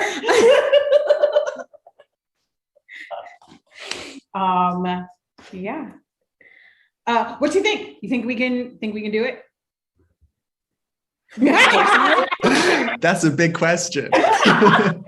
All of it, do all the things. All the things, do all the stuff and all the things. Yeah, of course. Yeah, Why yeah. not? Why not? And if we don't do it, we'll bring the people together who will, you know? Yeah. So then I'm gonna tie it And I back think with we do it with your help and your donations. Oh my goodness. Oh, Look yeah. at that. Look at that fundraising tie-in. Expert. I'm patting myself on the back for that. Yep. Excellent. Where are we going next, friends? What's now? Make donations? Yeah. This is what we're talking about, making donations. This is it. Time for making donations and the thermometer. Oh yeah. Gina. Gina runs away to check. Because we are a small but mighty staff and wearing all the hats. We're pulling a little triple duty right now. We're gonna pull all the things. Yeah. But please, like these three people are doing all the work, all the amazing work, and they need to be compensated for it. They need to be able to eat after they go home. Please support these lovely folks. Make it sound like you're. They need to be able to have a break, you know, a time to like go and do other things besides this because they are working and working. Oh my goodness. Oh my goodness. Well, we want to thank everybody who's donated so far, our amazing board, all of our sort of friends. Ooh, who's this? Kitty, we got a donation from Kitty. Thank you so much. Darren. Kitty. Stardust. Oh, that's Darren Evans. What? Darren Evans. Thank you. Sarah, Joe Fanning. Yes, Joe Fanning. Thank you. Thank you. Yes, Joe Fanning. Thank you. I'm not sure who this is. Ma Brown 325. I love these names. We love you. We adore you. Nick Peterson, much love. Much love to Nick Peterson, who many of our board members showed up to our staff retreat and spoke to us. And again, challenged us, made us think, and like this idea of, right, what is theater's role in society? That was a really beautiful and hard conversation that we had with Nick.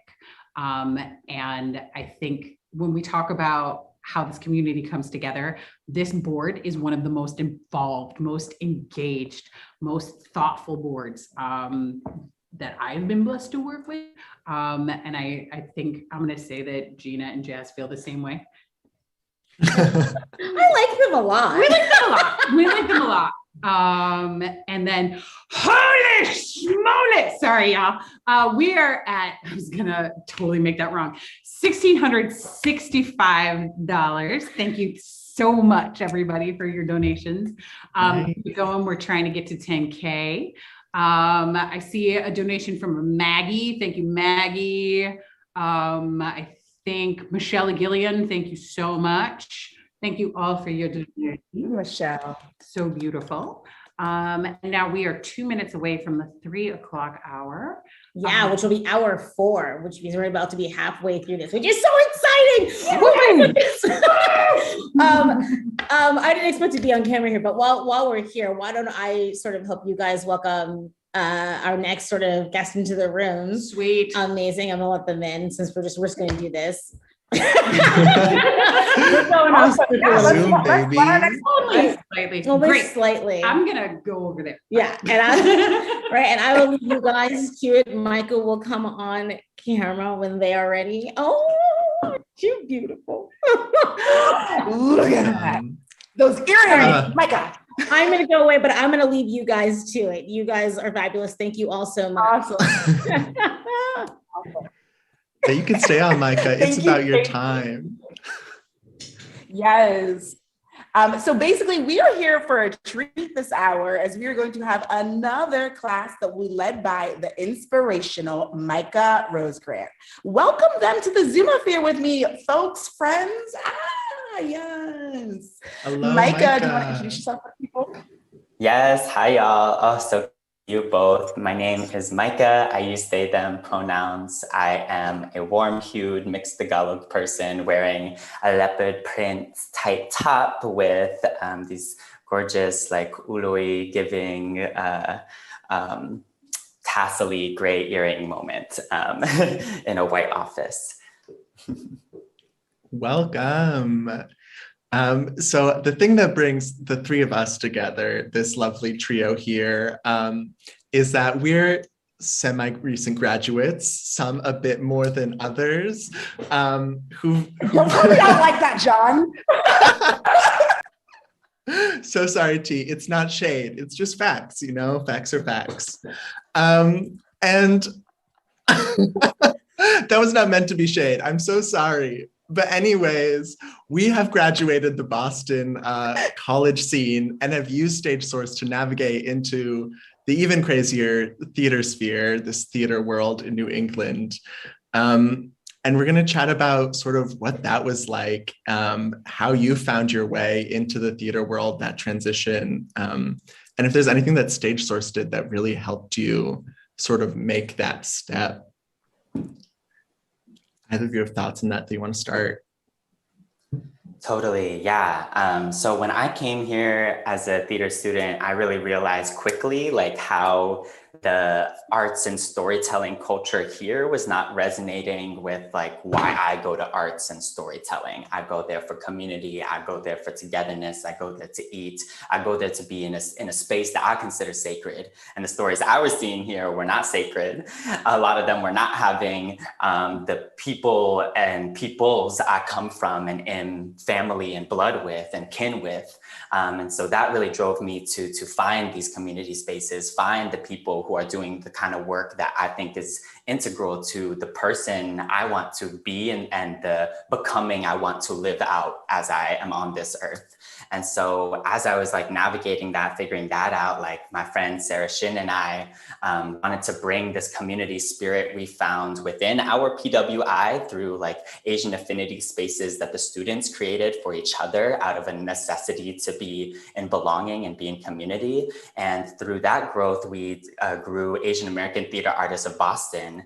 And it was really StageSource who helped us get on the map, who said, we will set you up for free with this like org account. We will get you connected to these people. We will platform you as emerging theater leaders of Boston in a 2019 like beautiful meeting in the office I'm actually in right now working as a co-director of Emergence at another nonprofit doing equity and inclusion work, Arts Connect International, so cute little, temporal time space portal reunion here moment. And like without that like validation from StageSource and that like critical connection to other people doing the kind of, let's fuck shit up, let's be in community with each other as we do this work, like without that integral, it's not even like networking. It's like really like looking at that connective tissue.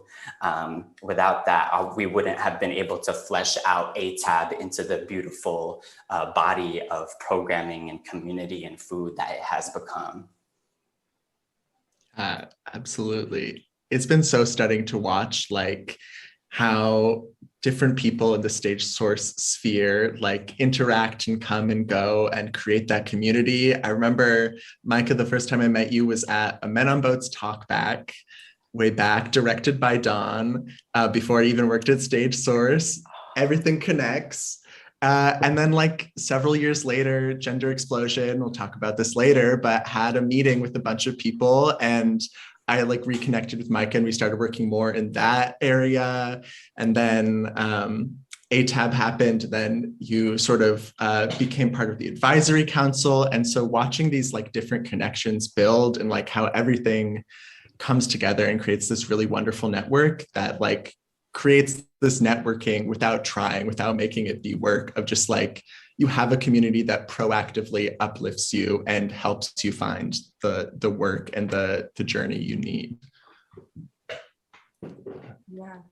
I think, one of the things that's about that too is that StageSource, I feel like really came into my life a little bit later. And I was looking at you both and as I was reflecting, I was like, I met in StageSource. We'd known of each other and really circled each other's vibes until like a StageSource meeting happened and you came onto the advisory board. And I was like, there's this person. And then John, we were like ships in the night at college. And then the time that I started intentionally building with you was when we were on staff at StageSource together. And now you both are in my my life in so many complicated, amazing, beautiful ways that it's just like crazy. So I'd want to think about that. And then like, as I would say a young artist, I had a different, I went to Emerson and I went for BFA acting, and so slowly realized I wasn't a capital A actor. So I wasn't an actor who just wanted to perform in anything, any offering roles as they came in front of my plate. I was like, I have actually a set of criteria that makes that I need to be fulfilled before I can go into the room and do acting.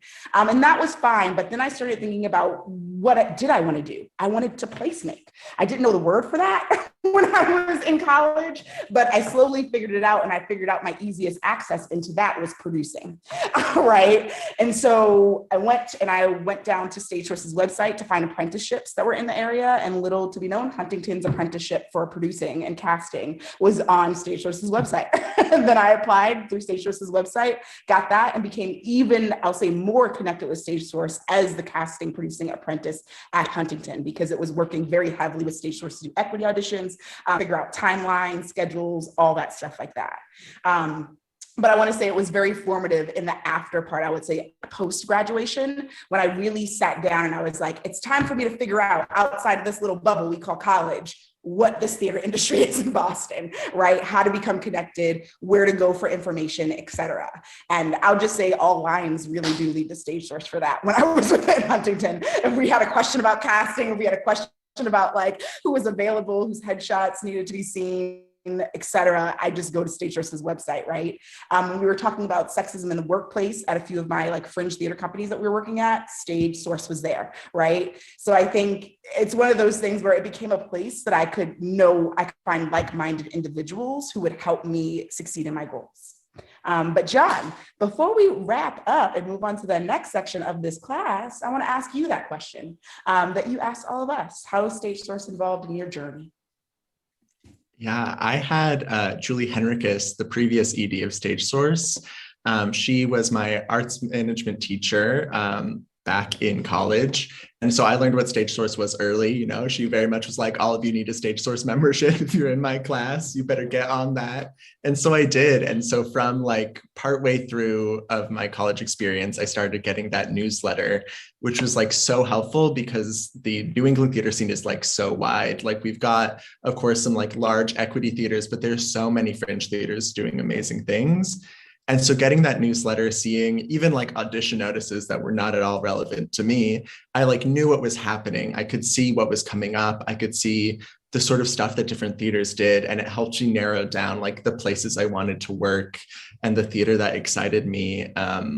And it helped sort of guide the path I wanted to follow.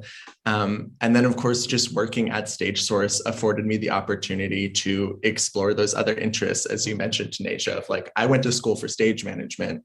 I knew how to do that, but I wanted to like, this gave me the opportunity to be like, oh, okay, I can like try some producing. I can do this advocacy work.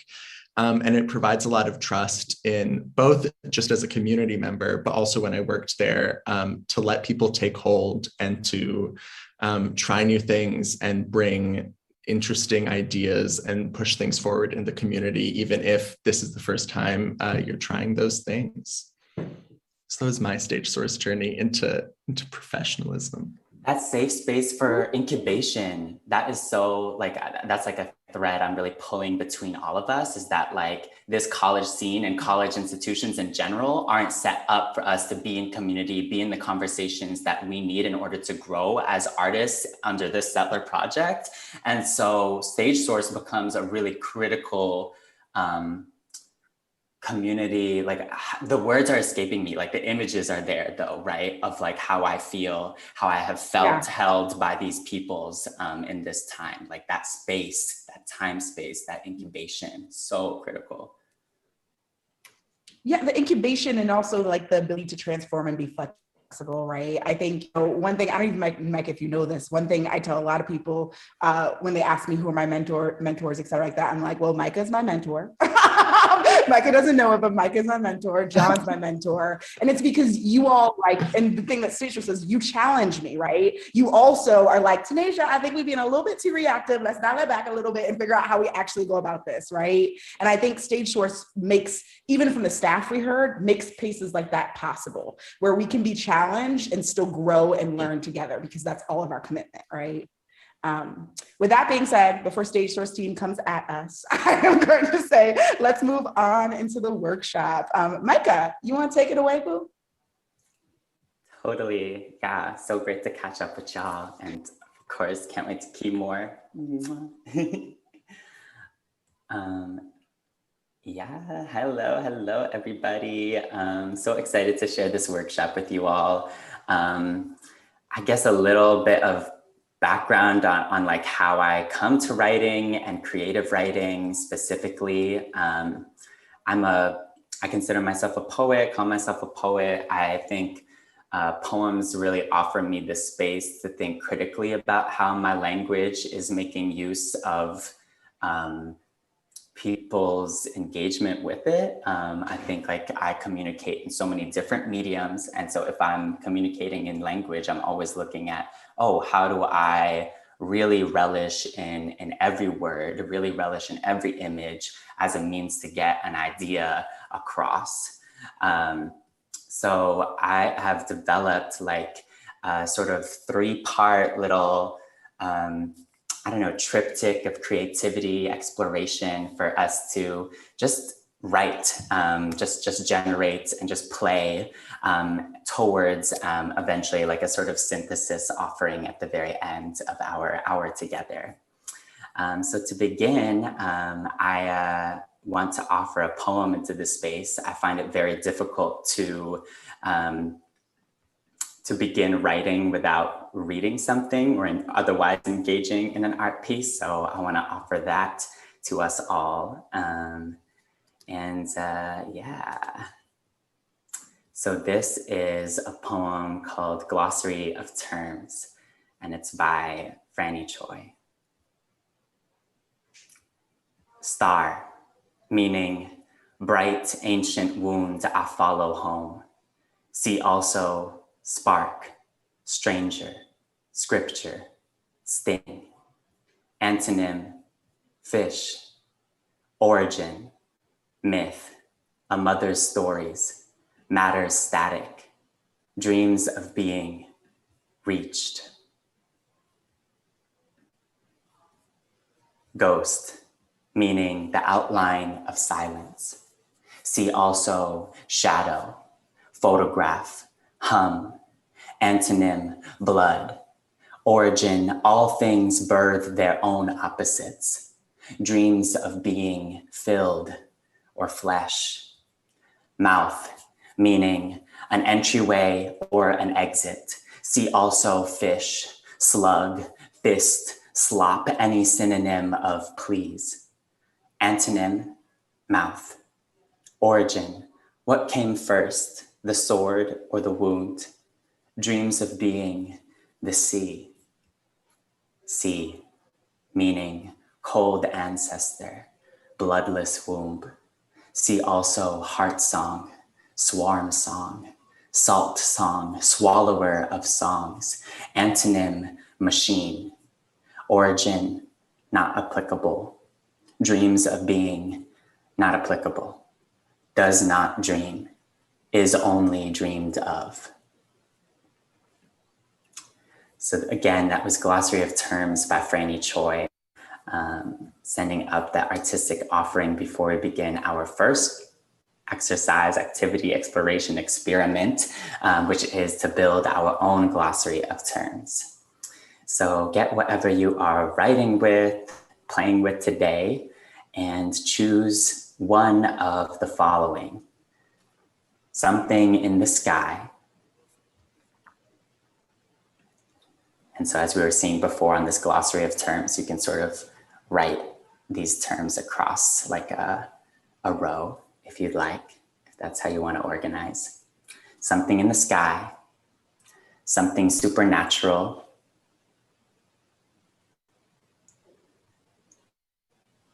choose choose a part of a body.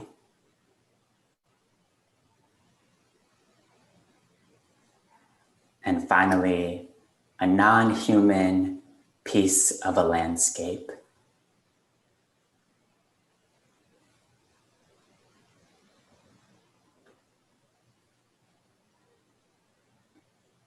All right, so you've got just 4 things you've chosen: something in the sky, something supernatural, a part of a body, and a non-human piece of a landscape.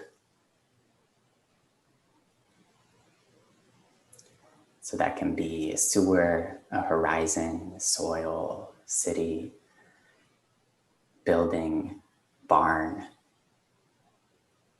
mulch. And now for those 4 ingredients, build a glossary of terms. One way you can do this is how we had before, with explaining each term's meaning, offering a see also section for each term, an antonym, so some sort of opposite, quote unquote, an origin, the origin of that term, and what that term dreams of being. So you can orient it as a grid if you'd like, with the terms at the top, and then those meanings, see also, antonym, origin, and dreams of being on the vertical axis, making a grid. And I'm gonna give us 10 minutes to play with our glossary. And I'm gonna play some music. If music is not how you like to practice your writing, then I would recommend just turning me down, and I will do like a wave when our time is up, okay? Cool. Share sound. This is Resonance Meditation by Beautiful Chorus.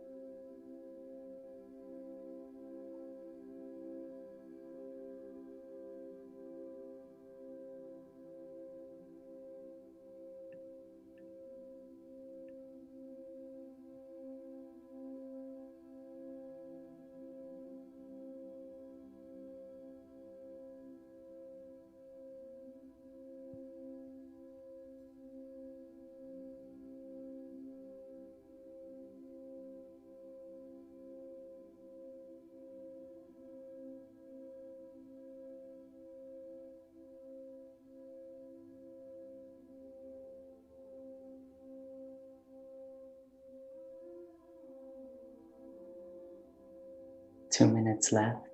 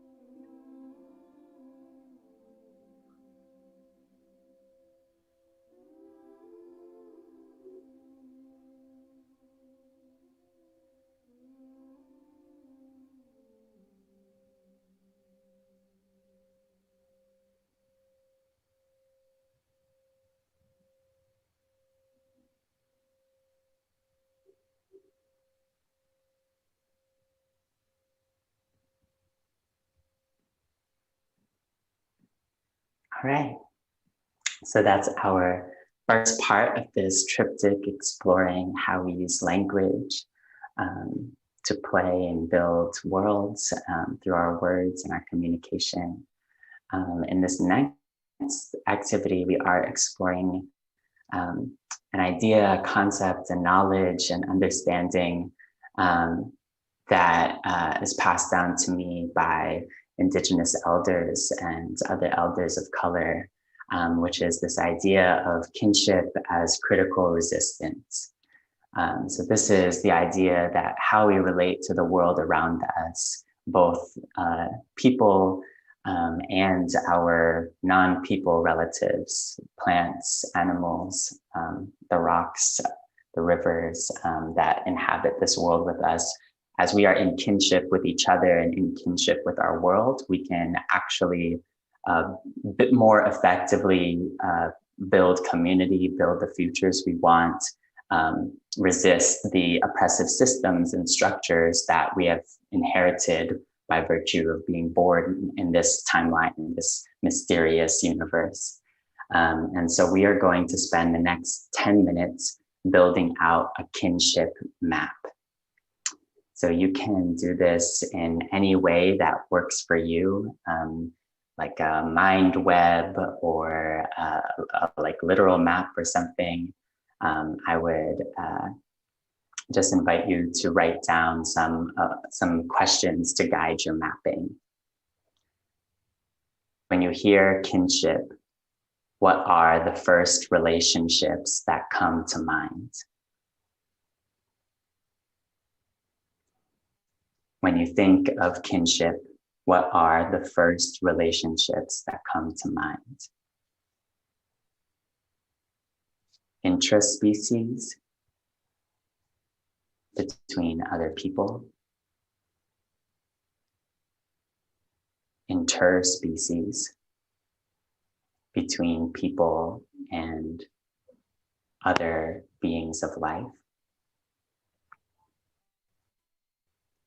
Where is there blood tethering? What are other tethers?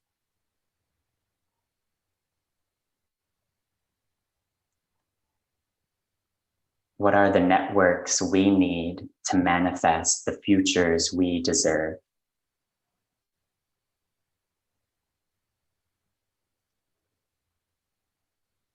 What are the networks we need to manifest the futures we deserve? And so building out this kinship map, one way to orient it I sort of do it as like a sort of reverse family tree, placing myself at the bottom of my page and then branching out and upwards, different strings or tendrils of kinship.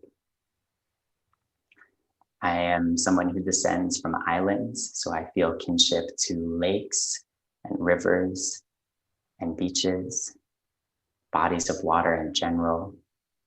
I would map kinship there. I'm a queer and trans person living in the United States, so I branch out and map the kinship of my chosen family in one space. I have blood ties that are significant to me, and so I map out my ancestry as part of my kinship network. And there are lots of other kinships that I begin thinking of and begin like connecting them to each other. Like, oh yeah, my matriline that I descend from is deeply tethered to my relationship to islands, my relationship to water, which is deeply related to my relationship to gender as a gender fluid person. That's a kinship between the earth and my living life. So spending the next 10 minutes, whatever the word kinship map means to you, build that is my offering.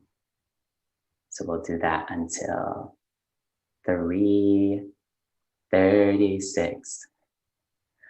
10 minutes, y'all, simple math, okay.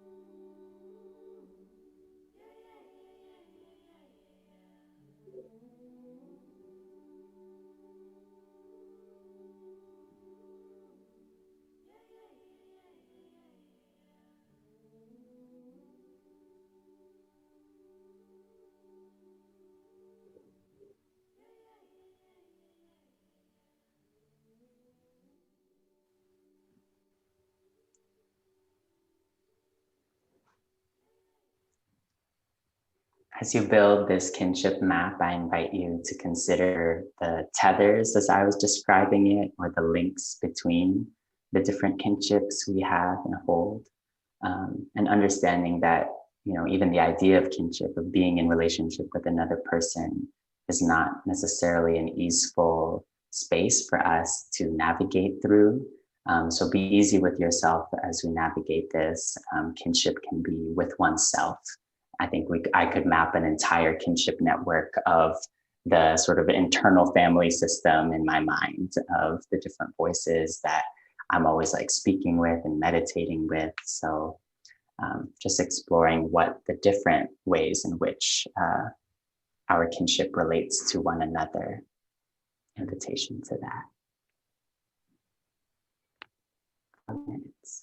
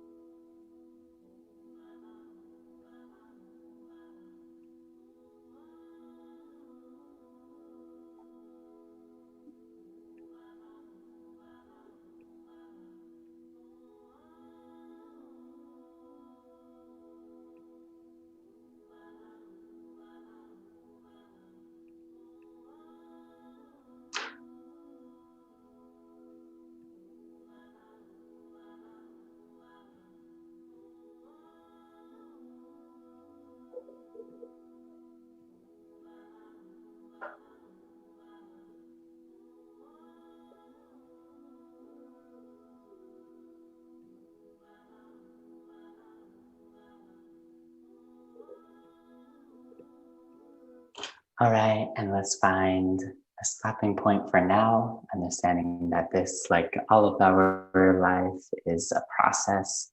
You can always return to it, build anew.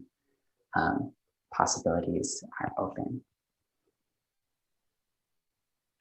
Once we reach a stopping point, I will introduce our third part of this experiment before we reach our synthesis between the three. And to open it up, I invite us to consider the question, how can writing be a space for us to alchemize change? How can writing be a space for us to alchemize change?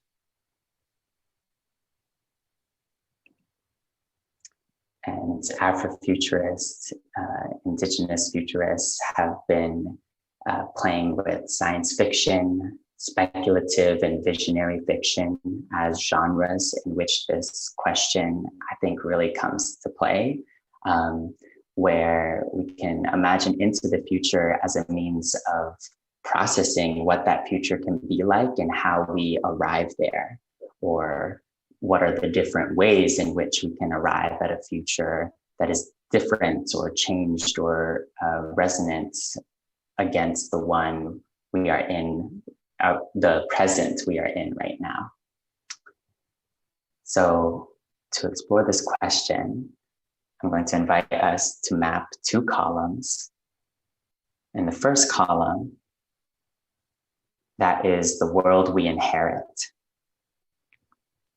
So title a column, The World We Inherit. And then on the second column, we write into the world we pass on.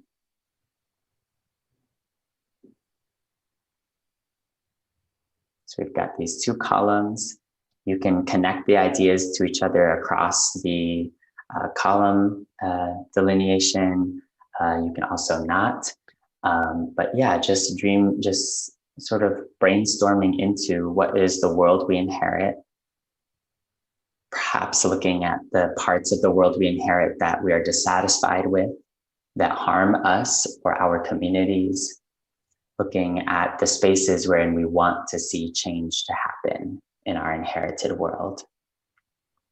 And then looking to the world we pass on as a space where we can begin dreaming into what is the future that we want to leave behind, knowing that we may not fully leave this world. I don't believe we fully leave this world, but that's all up to each of us to believe in and choose and navigate through. But looking at those 2 things that are not a dichotomy, but 2 spaces in which we can imagine into the world we inherit, the world we pass on. And we're going to take 10 minutes to build out those columns, trying to answer the question, how can writing be a space for us to alchemize change?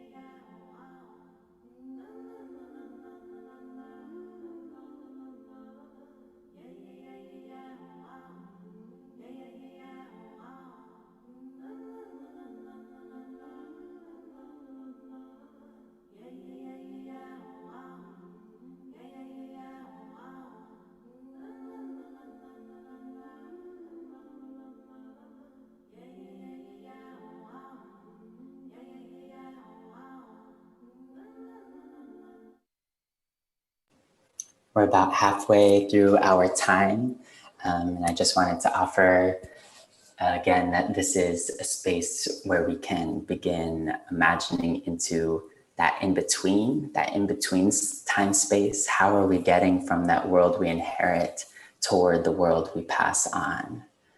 And I think it can be important to name some of the good stuff we inherit, some of the stuff we've inherited from our ancestries, our collective ancestries, chosen ancestries, as we are naming the world we want to pass on, and seeing that there may be, ideas, existences that exist in both columns. Again, this is not a binary. These are just spaces to explore these ideas. 5 more minutes.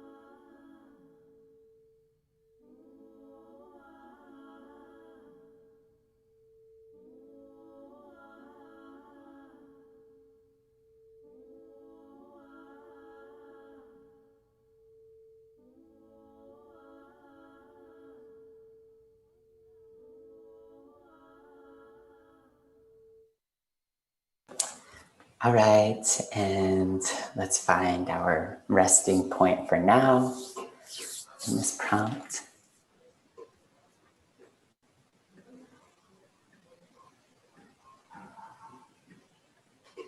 And I'm going to offer in our last 5 minutes together a prompt for synthesizing the 3 explorations we just went through.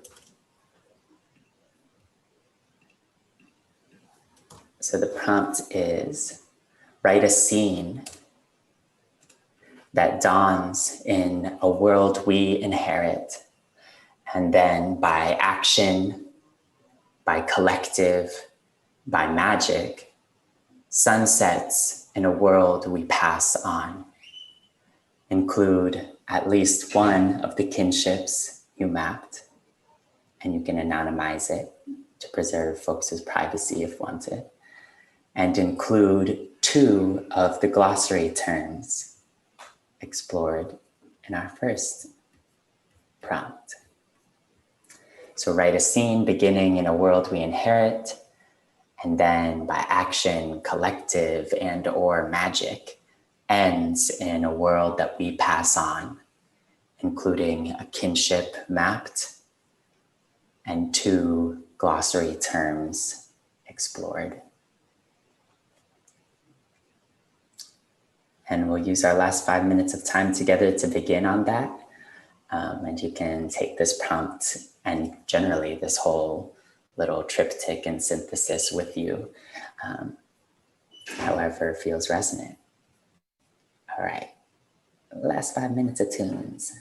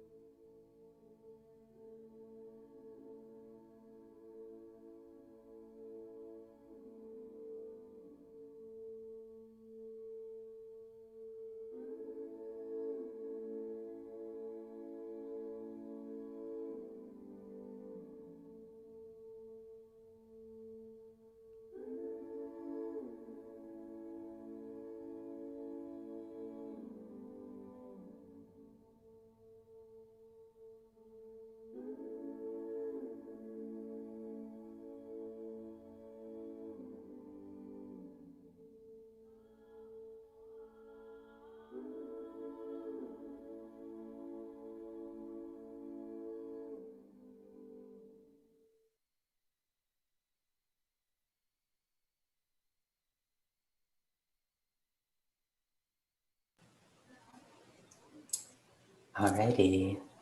And I think we are reaching the end of our time together.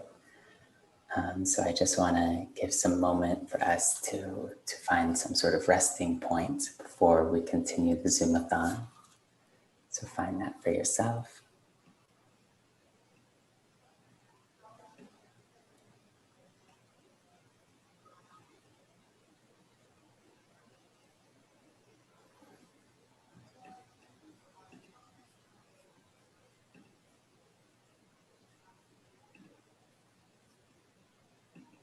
All right, and I hope that this time provided some space for you to explore how language, how the way we use words, the way we explore words, and the language we use to talk about ourselves and our relationships to this planet and its life forms, how all of these things can help us process, understand the world that we inherit and create, shape, change towards a world we are invested in passing on to the generations after us.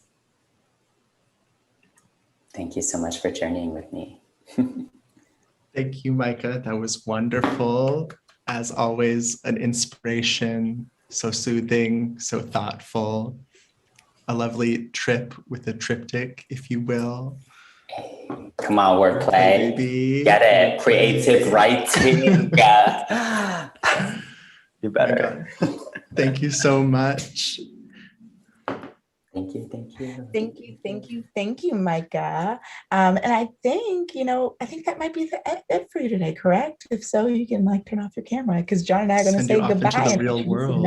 Okay. Yes. Peace, y'all. Bye, Micah. Awesome. And for all of you who are there at home in tune with us, we just want to say thank you, right? A donation to StageSource brings artists like myself, artists like Micah, artists like John to our community, right? Making a donation means that you're also supporting our community, and it's lovely, lovely different patchwork people who are in this community, right? And people who are trying to climb up the ladder for mobility standards. So remember, making a donation matters and it counts. And not just a large donation too, any size counts from $5 to $2. It helps us reach our goal to making this the community we want to see, to making this the theater industry in Boston we want to see. So please, please donate anything in which you have, right? Make a donation to StageSource today so we can keep doing this important work. And what I want to say, how far we've raised right now is 1,790 so far. Yes, yes, yes, yes, yes. And I want to thank some of the people who've donated so far too, since we last recapped with Dawn and the StageSource team, right? Julie Hendrikas, we want to give a shout out to you. I hope you saw John's shout out earlier about you and bringing them to StageSource. So just thank you. Also Mads, maybe Mads, Tree Hugger at Gmail. Thank you so much for your donation. Every little bit counts, like we say here. $5 on up. Also, I don't know, StageSource, if we've gone to the thermometer, but we can show the people the thermometer now while we talk too. John, anything you want to say before we close out here? Thank you to all the people who have given so far. As we've said, StageSource is all about community, and you can make your voice heard very literally by coming to meetings and joining us, and also by giving this money. And you can even specify when you donate to StageSource where you want that money to go. What are the programs you really want to uplift and help? Every little dollar counts. Those small things really add up, as with everything else in life. So thank you to everyone who's donated so far. We are about at 17%, and we're about just halfway through the day. So please, please, please, if you have enjoyed Micah and Irie's wonderful sessions with you all, if you've been enjoying the conversation, if you want to uplift all the work we're talking about, please chip in whatever you can, whatever amount is comfortable for you, as we continue on to the second half of our day. Yay. And as we lead into the second half of the day, let me introduce some folks for you all. Up next, we are welcoming E.J. Joseph and Olivia Dumaine, who are going to be taking it over from here as hosts for the second section. With that being said, I would like to say personally goodbye, and y'all see me around later. See y'all later. Bye, folks. Bye. StageSource is the go-to resource for Boston theater. From auditions and job postings to classes and workshops, it is an invaluable and essential layer in the fabric that makes up our arts community. We love you, StageSource. At the beginning of my Boston theater career, I didn't really know anyone associated with the theater scene. But because of StageSource, I had opportunities to audition and then work for really wonderful companies like Company One, Fresh Ink, Flat Earth, and then be able to meet all of the really great people associated and working with them. If it wasn't for the job postings I saw from StageSource, I don't think I would have had that chance. And because of that, I'm really, really grateful. My name is When I moved to Boston as an early career actor almost 10 years ago, EJ for short. StageSource was an incredibly simple way. StageSource is the go-to Boston theater. From auditions and job postings to classes and workshops, it is an invaluable and essential layer. I had opportunities to audition for really wonderful companies like One, Fresh Ink, Flat Earth, and working with them. If it wasn't for the postings I saw from StageSource, I think I would have had that chance. And because of that, I'm really, really grateful. And the pulse of the city, who and what shows to see and so much more.